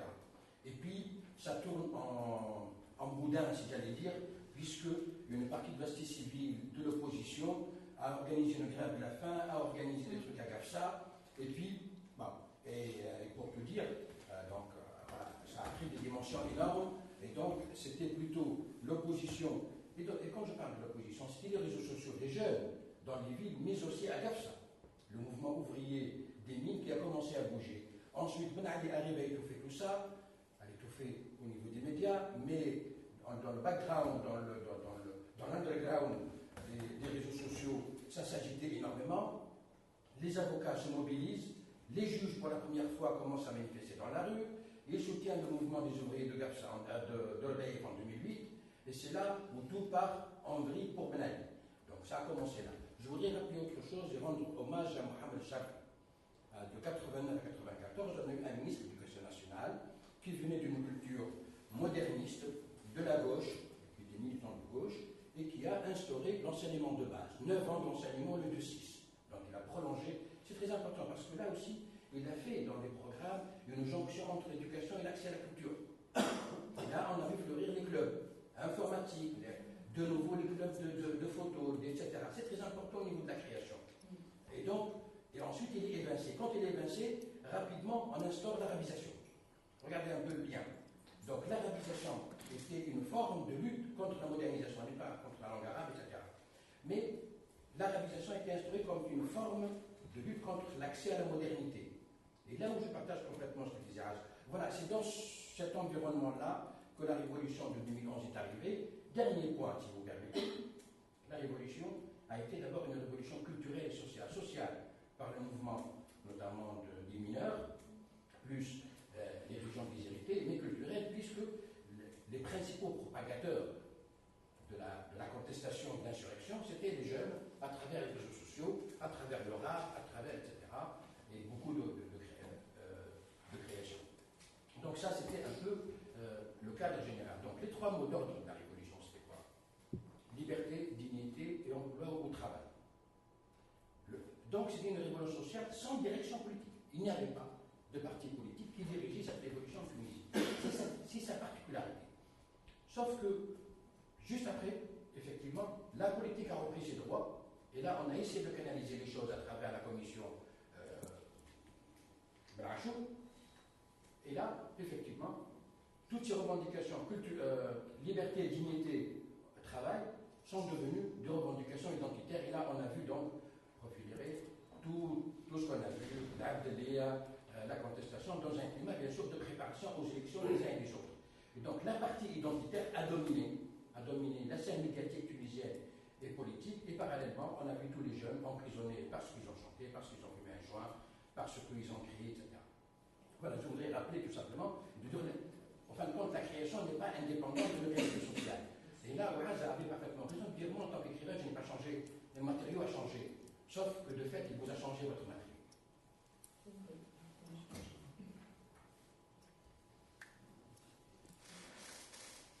Je ne veux pas plomber le débat, hein, allez-y. C'est juste pour rappeler un cadre général, voilà. En fait, en tant que Syrien, je voudrais vous saluer pour votre révolution, parce que quand je vois la révolution tunisienne et quand vous venez de dire les changements, au moins vous êtes en train de faire bouger les choses, vous êtes en train de parler. Ça prend du temps, certes, mais vu la révolution syrienne où on est actuellement et la révolution tunisienne, ça n'a rien à voir. Donc déjà le changement, ça prend du temps, mais j'espère bien pour vous que vous allez arriver à quelque chose de concret. Alors je suis d'accord, effectivement, quand vous venez de dire des changements, des enjeux, disons, sociaux, vous avez parlé tout à l'heure de l'homosexualité ou même de la prostitution. Eh bien, je ne sais pas si vous savez que le test anal que vous venez d'évoquer, il est exercé aujourd'hui au Liban. Voilà, en 2007, il est exercé au Liban. Pourtant, c'est un pays, soi-disant, le plus libéral dans le monde arabe. Mais ma question, c'est plutôt à notre romancière, Azza Hilali, à propos de la langue arabe. Étant donné que je suis prof d'arabe à l'Institut de l'étude de l'islam, et il y a certains de nos élèves ici qui assistent à la conférence, j'aimerais bien savoir la valeur de la langue arabe post-2011. Parce que je suis entièrement d'accord avec vous que dans les sociétés arabes, on ne cesse pas malheureusement d'associer, de faire ce mélange entre religion et langue arabe. Et d'autre côté, on ne veut pas à nos élèves d'apprendre des langues étrangères en disant c'est pas bien. C'est le cas par exemple de la Syrie. Depuis l'arrivée du parti Baas au pouvoir, on a directement mis de côté l'apprentissage des langues étrangères et on a mis l'accent sur la langue arabe. Bon, la question c'est, face à l'islamisation des sociétés arabes, quelle est la valeur donnée aujourd'hui à la langue arabe en Tunisie, déjà dans les écoles, et aussi à travers les romanciers, les écrivains. Donc je sais que vous êtes écrivain, romancière d'expression française, mais qu'est-ce que vous en pensez à propos de la langue arabe?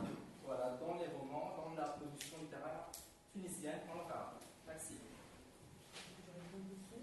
Donc, pour ce qui est des romans, la langue arabe en tant que support pour les romans, il est évident qu'il y a une prédominance incontestable de romans ou d'essais écrits en langue arabe en Tunisie, et c'est une chose normale.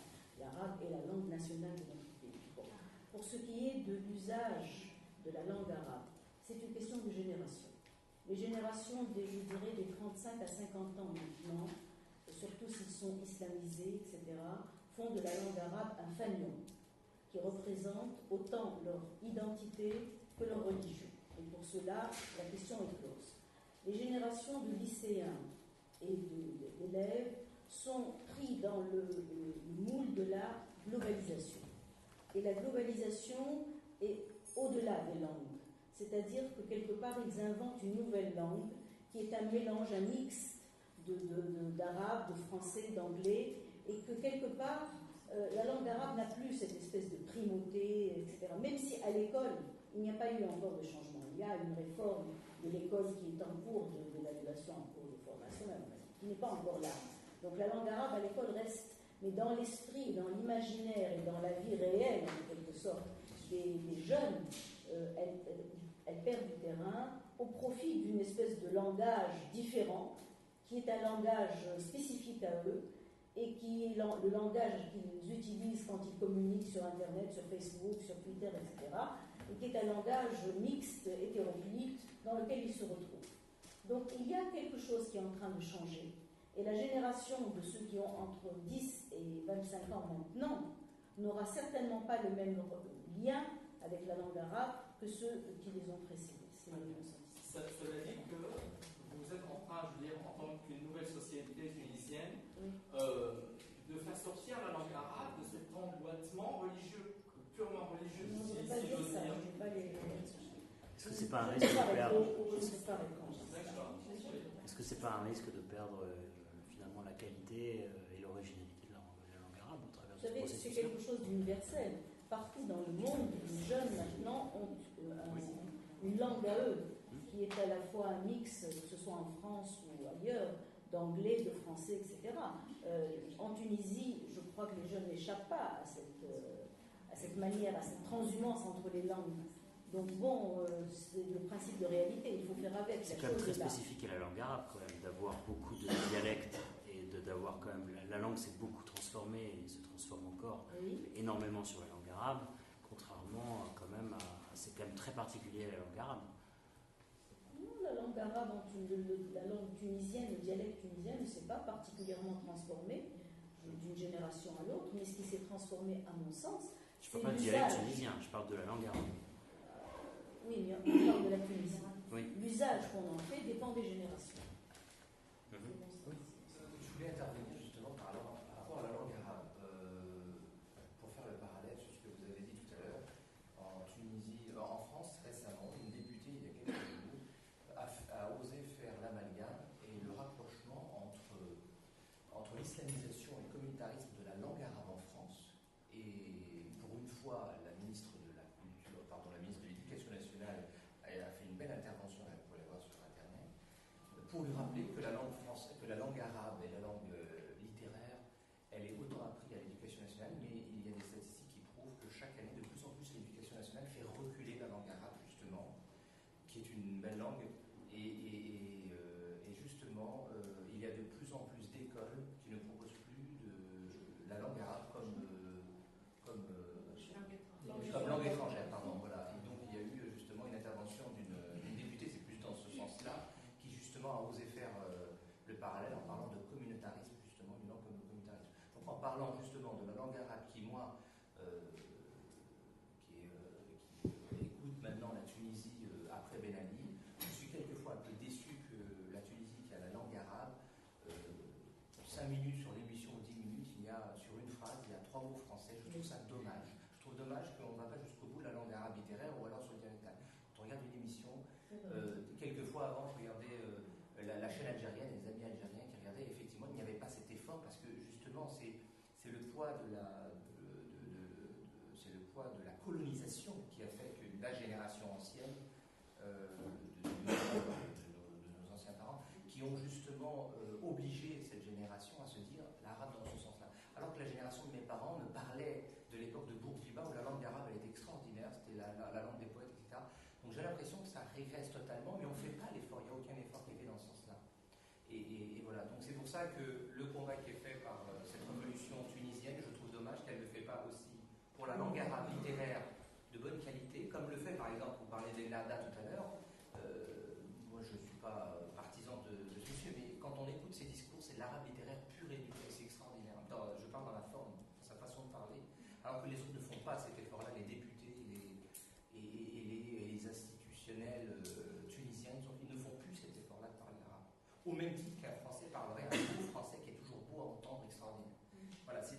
ne comprend pas ce combat qui est dans ces deux sens-là. C'est un problème de référent culturel, c'est un problème de niveau culturel qui malheureusement, il faut bien le convenir, à baisser. La génération qui a succédé à l'indépendance avait quand même un niveau culturel et un bagage autrement plus important et plus enraciné dans la langue, les langues, parce qu'il maîtrisait aussi bien l'arabe que le français, que la génération actuelle. Je pense qu'on voit aussi une éclosion de nouvelles formes de création, de langage, d'appropriation extrêmement dominante. Tout à fait. Bon, moi, sincèrement, je ne pense pas que ce qui se passe avec le français est très grave. Parce que, par ailleurs, si on va perdre le français, déjà, regagner l'arabe, c'est pas mal non plus, hein, parce que l'arabe, on ne le maîtrise pas, on ne sait plus parler aucune langue. On a une sorte de mélange, comme M. vient de le dire, qui est alarmant. Mais déjà, se réapproprier l'arabe est en soi quelque chose de très bien. Parce qu'à un moment, on ne savait plus parler même arabe.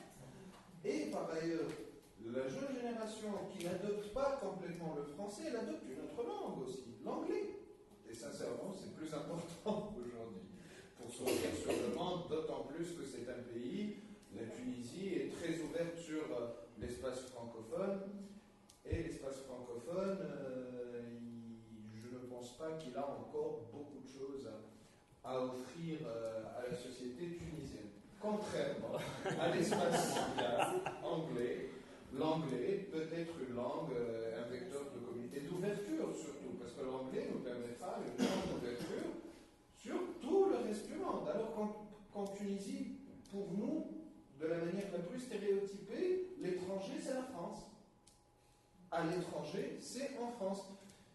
Peut-être aussi que ce recul du français nous permettra de découvrir qu'il y a quelque chose d'autre qui existe dans le monde, à part le monde arabe et la France. Et que l'Europe aussi, et plusieurs pays, c'est pas seulement la France. Ça aussi, c'est pas mal, et c'est, voire même, c'est intéressant à observer. Après, il y a d'autres formes. Par exemple, quand je parlais du rap, le rap aujourd'hui en Tunisie, il est en train de réinventer le tunisien dialectal. Il est en train de le réinventer complètement.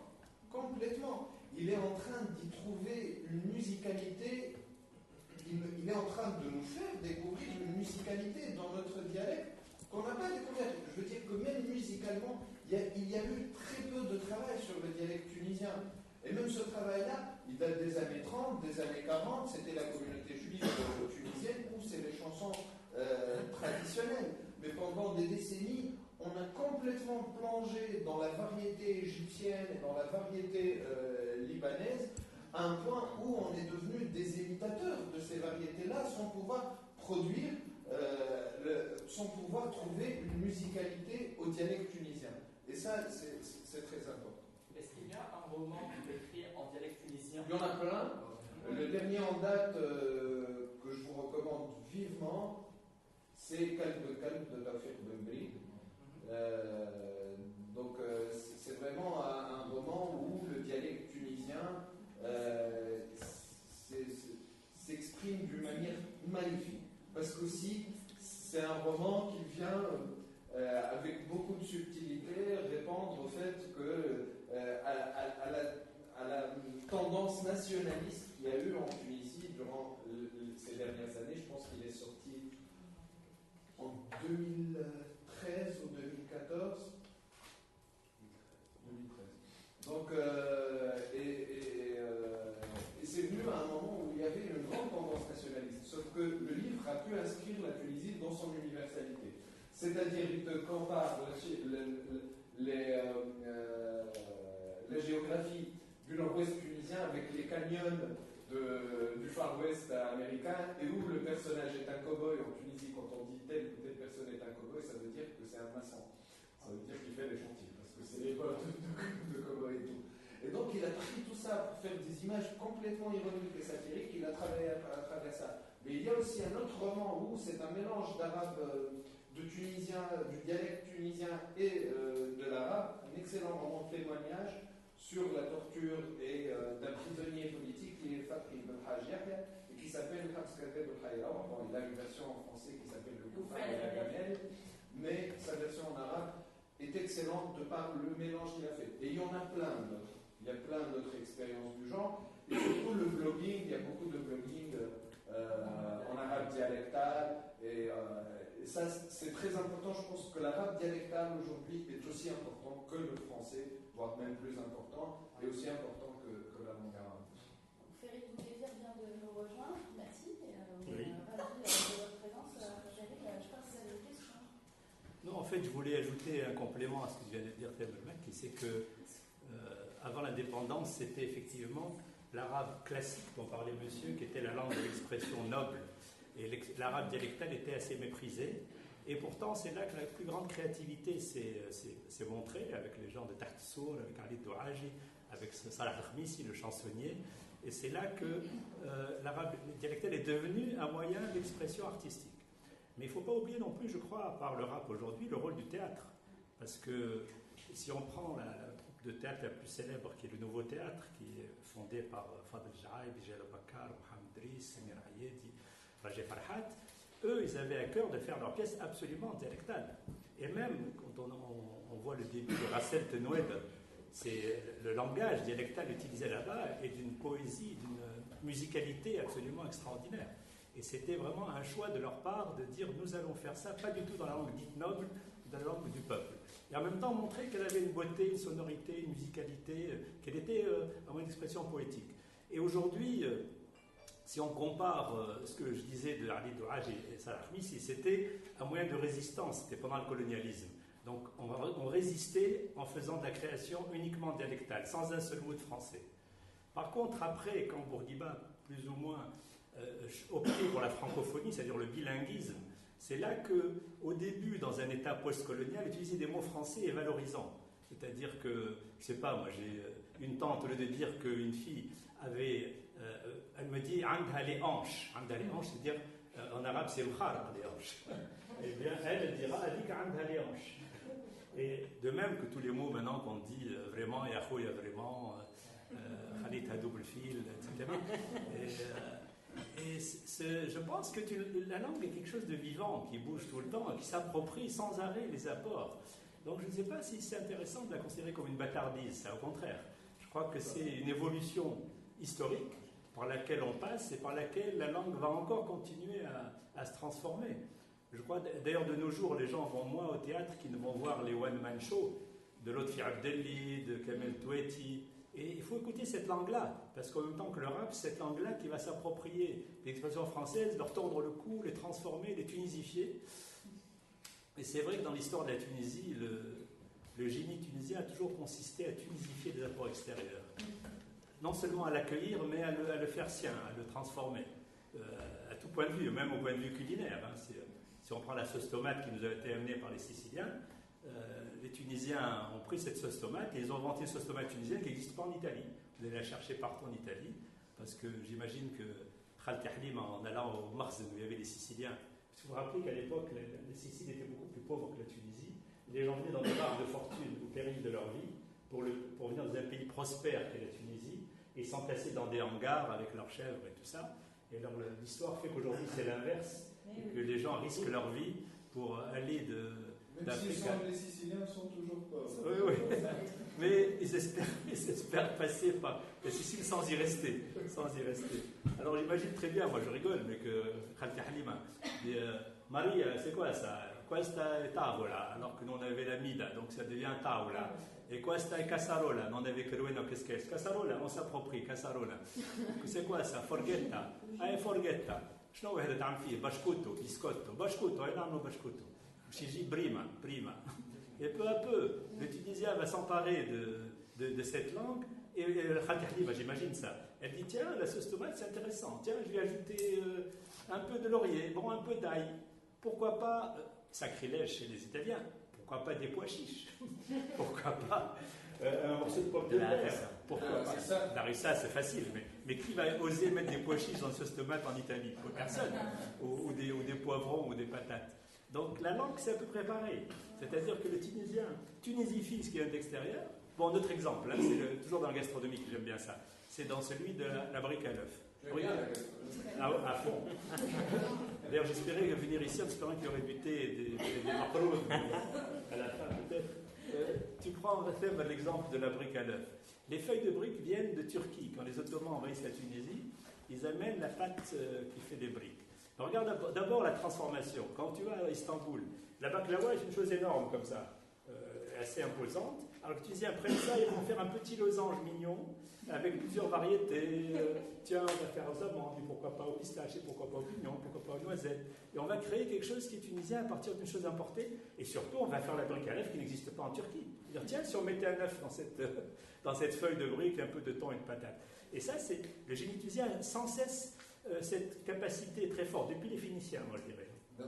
C'est nos ancêtres, les Phéniciens qui étaient... Non, moi, mon point de vue, puisqu'on est dans la création tunisienne contemporaine, point de vue, c'est que nous sommes quand même descendants des Phéniciens. Carthage n'a pas été mise ni en Algérie ni au Maroc, mais en Tunisie. Les Phéniciens étaient les plus grands commerçants de la Méditerranée. Donc ils avaient des comptoirs en Espagne, en Sicile, en Grèce, partout. Et qui dit commerçant dit s'adapter à l'autre. Sinon, tu ne vends pas. Et le Tunisien est resté ça. C'est-à-dire que j'imagine à l'époque, si un Phénicien et un Martien qui débarquent, le Phénicien va lui dire, mais vos antennes sont du plus bel effet, vos pustules de coule impus abondants vous vont à ravir, achetez mes épices, achetez mes tapis. Et dans la même phrase, pratiquement. Et le Tunisien est resté comme ça. Non seulement il ne rejette pas l'autre, mais il va s'adapter et il va tunisifier l'autre.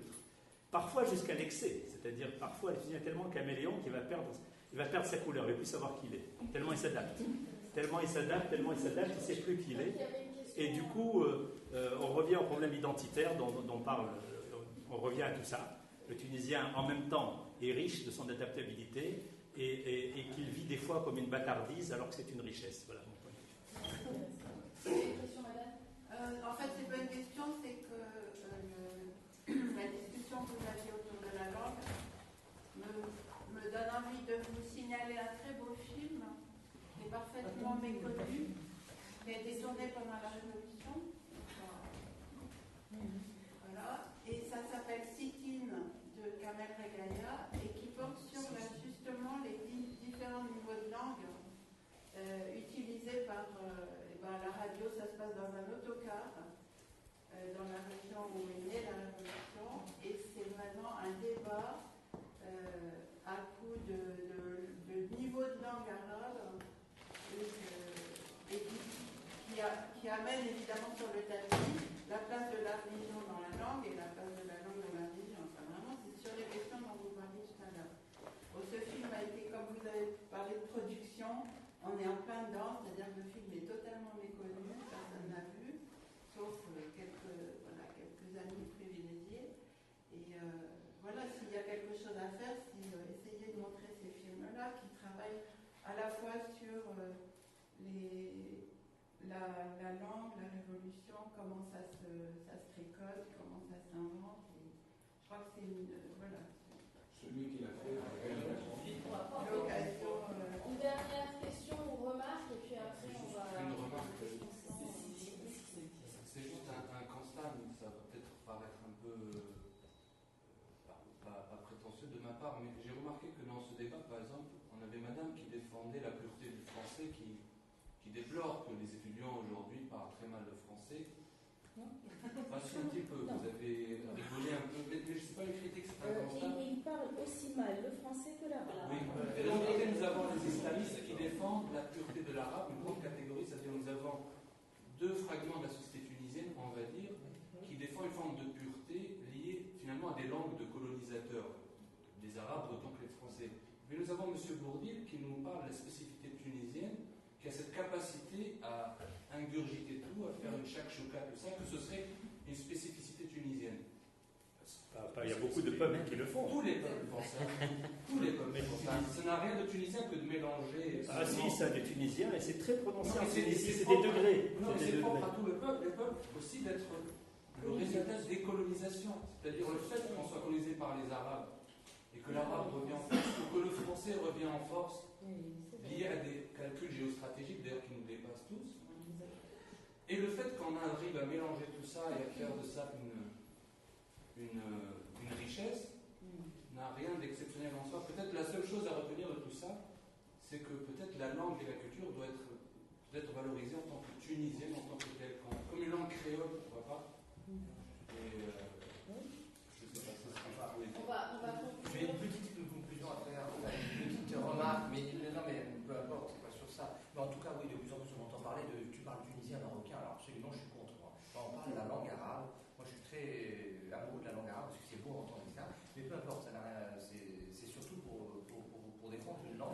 même titre que le français ou l'anglais. Mais je voulais simplement une chose, il y a un sociologue qui a fait une étude sur les émissions de télévision après la Révolution, qui est très intéressante. Je vous parlais du suicide tout à l'heure en 2 mots.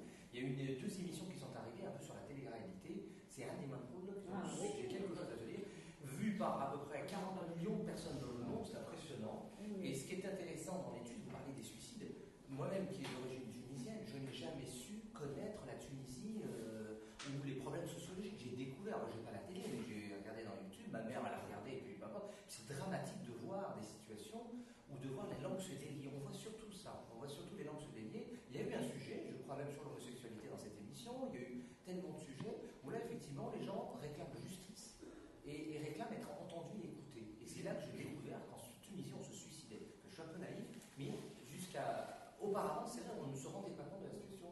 Il y a même un observatoire pour les suicides. C'est un phénomène chez la jeunesse, les suicides, qui est, bon, ça a été étudié par plusieurs sociologues. Enfin, c'était les Japonais qui avaient le record du monde. Là, la Tunisie, c'est impressionnant. Moi, je ne pense pas que les suicides, il leur faut un classement comme l'Eurovision. Et je réfute ça, parce que, non, mais il y a une obsession qui est le pays qui envoie le plus de djihadistes en Syrie. Et qui est le pays qui, machin. Ces classements n'ont aucun sens. Mais après, c'est un phénomène très important en Tunisie. Il y a eu des études. D'ailleurs, tu peux les consulter sur le site de l'organisation qui les fait, qui s'appelle ftdes.org. C'est le Forum tunisien des droits économiques et sociaux, qui fait un observatoire sur les suicides et qui publie régulièrement des rapports sur le phénomène. En tout cas, pour dire que cette émission-là montrait la place de la femme, parce qu'on voyait réellement, en temps réel, on voyait la place de la femme, la revendication des femmes, la revendication des hommes, du travail, de l'emploi. C'est un bon laboratoire. Pour conclure sur une note peut-être un peu plus positive que l'observatoire des suicides, perspective. Et maintenant, comment vous voyez l'avenir, si on peut essayer de faire ça vraiment juste histoire d'envelopper ce débat très, très dense. Selma, comment tu vois l'avenir? Moi, je trouve que, il y a de très belles choses qui se passent du côté de la société civile, et s'il y a quelque chose à retravailler, à rediscuter, à remettre sur le tapis, effectivement, c'est vraiment la structuration du ministère de la Culture, et pour accompagner justement, parce qu'à un moment donné, on va s'essouffler en tant que société civile. On a besoin d'être accompagné. Je ne parle pas de moi, je parle là de la société civile en tant que telle, d'être accompagné dans cette liberté d'expression, dans ces résistances, dans ces engagements. Et je pense qu'il y a un travail à faire là-dessus, on n'y arrive pas du tout, même s'il y a eu je sais combien de listes qui sont passées déjà après la Révolution, mais j'ai l'impression qu'on manque même d'outils. C'est même pas, je pense pas que c'est un manque de volonté même des ministres qui sont là, c'est vraiment juste aussi un manque d'outils, une méthodologie à avoir pour ça. Moi, je pense que l'avenir réside dans l'aide, le fait d'aider chacun dans son domaine, chacun dans son créneau, à la maturation sociale qui doit pas atteindre, mais qui doit avancer un peu plus rapidement que ce qu'elle fait maintenant dans différents domaines pour rejoindre l'évolution politique. Je pense que c'est ça. C'est en fait un problème social, des problèmes sociaux qui sont des points, des nœuds de cristallisation de stéréotypes qu'il nous faut dépasser. Je pense qu'on a atteint un point de non-retour. Je ne pense pas que la Tunisie peut revenir vers l'étape d'avant 2011. C'est absolument pas possible, parce que même s'il n'y a pas une révolution culturelle dans le sens où on n'a pas changé radicalement l'ordre établi d'un point de vue culturel, mais dans les têtes des gens, tout le monde a, je pense que la majeure partie de la société tunisienne a atteint un point de non-retour, qu'on a compris et un ancrage réel de plusieurs valeurs qui permettent qu'on ne revienne pas à l'ancien état. Et puis, je partage l'inquiétude de Sam sur l'essoufflement des forces citoyennes, je dirais, mais il ne faut pas oublier quelque chose qui est un facteur très important. Je veux dire que je n'ai pas 70 ans, c'est clair, mais il y a une génération qui avait 15 ans, qui avait 20 ans au moment de la Révolution, qui ont vécu tout ça. Et aujourd'hui, parler à un jeune Tunisien de 20 ans n'a rien à voir à parler à un jeune Tunisien de 20 ans de ma génération, moi, ou de celle qui l'a précédée. Ce sont d'autres personnes qui viennent pour nous débarrasser de la gérontocratie dans laquelle nous vivons et pour nous aider à nous débarrasser de cette gérontocratie parce que la Tunisie est une gérontocratie aujourd'hui. Et c'est très grave pour un pays qui vient de faire sa révolution. Juste un témoignage, parce que dans le domaine que je connais le mieux, qui est le cinéma, il y a réellement, ce que certains s'interrogent actuellement, est-ce qu'il y a une movida ou pas? C'est parce que là, on s'aperçoit qu'il y a plusieurs phénomènes. Il y a des espaces qui s'ouvrent aussi bien au Kram comme le Cinévogue, l'Agora, à la Marsa, au Monsef Douib, le même qui a ouvert le Cinévogue, en train de reprendre des silos de grains de Sfax pour faire un espace culturel. Et ces espaces sont pleins à craquer. Le plus extraordinaire, c'est, dans le domaine qui est le mien, le cinéma, les Tunisiens adorent faire la fête. C'est-à-dire, ils vont, quand il y a un festival comme aujourd'hui cinématographique de Carthage, c'est toujours plein, même pour voir un improbable film burkinabé. Même quand il y a un festival de film européen, les gens vont voir un improbable film hollandais, c'est plein, parce que c'est une fête. Ils aiment faire la fête. Il y a des jeunes de ta génération. En fait. C'est ça, bien sûr. Attends, laisse-moi terminer. Et d'habitude, le soufflet retombe, t'aimes. Et là, c'est quand même un phénomène, puisqu'on parle de la création post-révolution, le soufflet n'est pas retombé. Depuis novembre 2015, les films tunisiens ont tous fait salle comble, mais vraiment sans arrêt, aussi bien Les Frontières du Sud, le film de Leila Bouzid, À peine j'ouvre les yeux, le film Heidi qui a eu de prix à Berlin, le film Aziz Rouhou. Et ce qui est aussi très aussi réconfortant, c'est que dans les 4 nouveaux, il y a 2 filles, 2 garçons. Il y a Mohamed Ben Attaya et Fares Na'ner, première œuvre, Leila Bouzid et Sona Chemri, première œuvre. C'est-à-dire que ça continue, cette parité de création homme-femme. Et en même temps, le public, je ne sais pas si c'est lié aux 2 ans terribles de la Troïka, où les gens ont compris qu'on allait vers l'ignorance et vers le recul, la régression, et s'il n'y a pas cette réaction pour dire non, on ne reviendra pas en arrière, comme tu viens de le dire, on va au contraire se faire au coude à coude et on va créer, on va soutenir la création. Et ça, c'est un phénomène nouveau, que le public soit actif à ce point, ça c'est quand même très important. Merci pour ces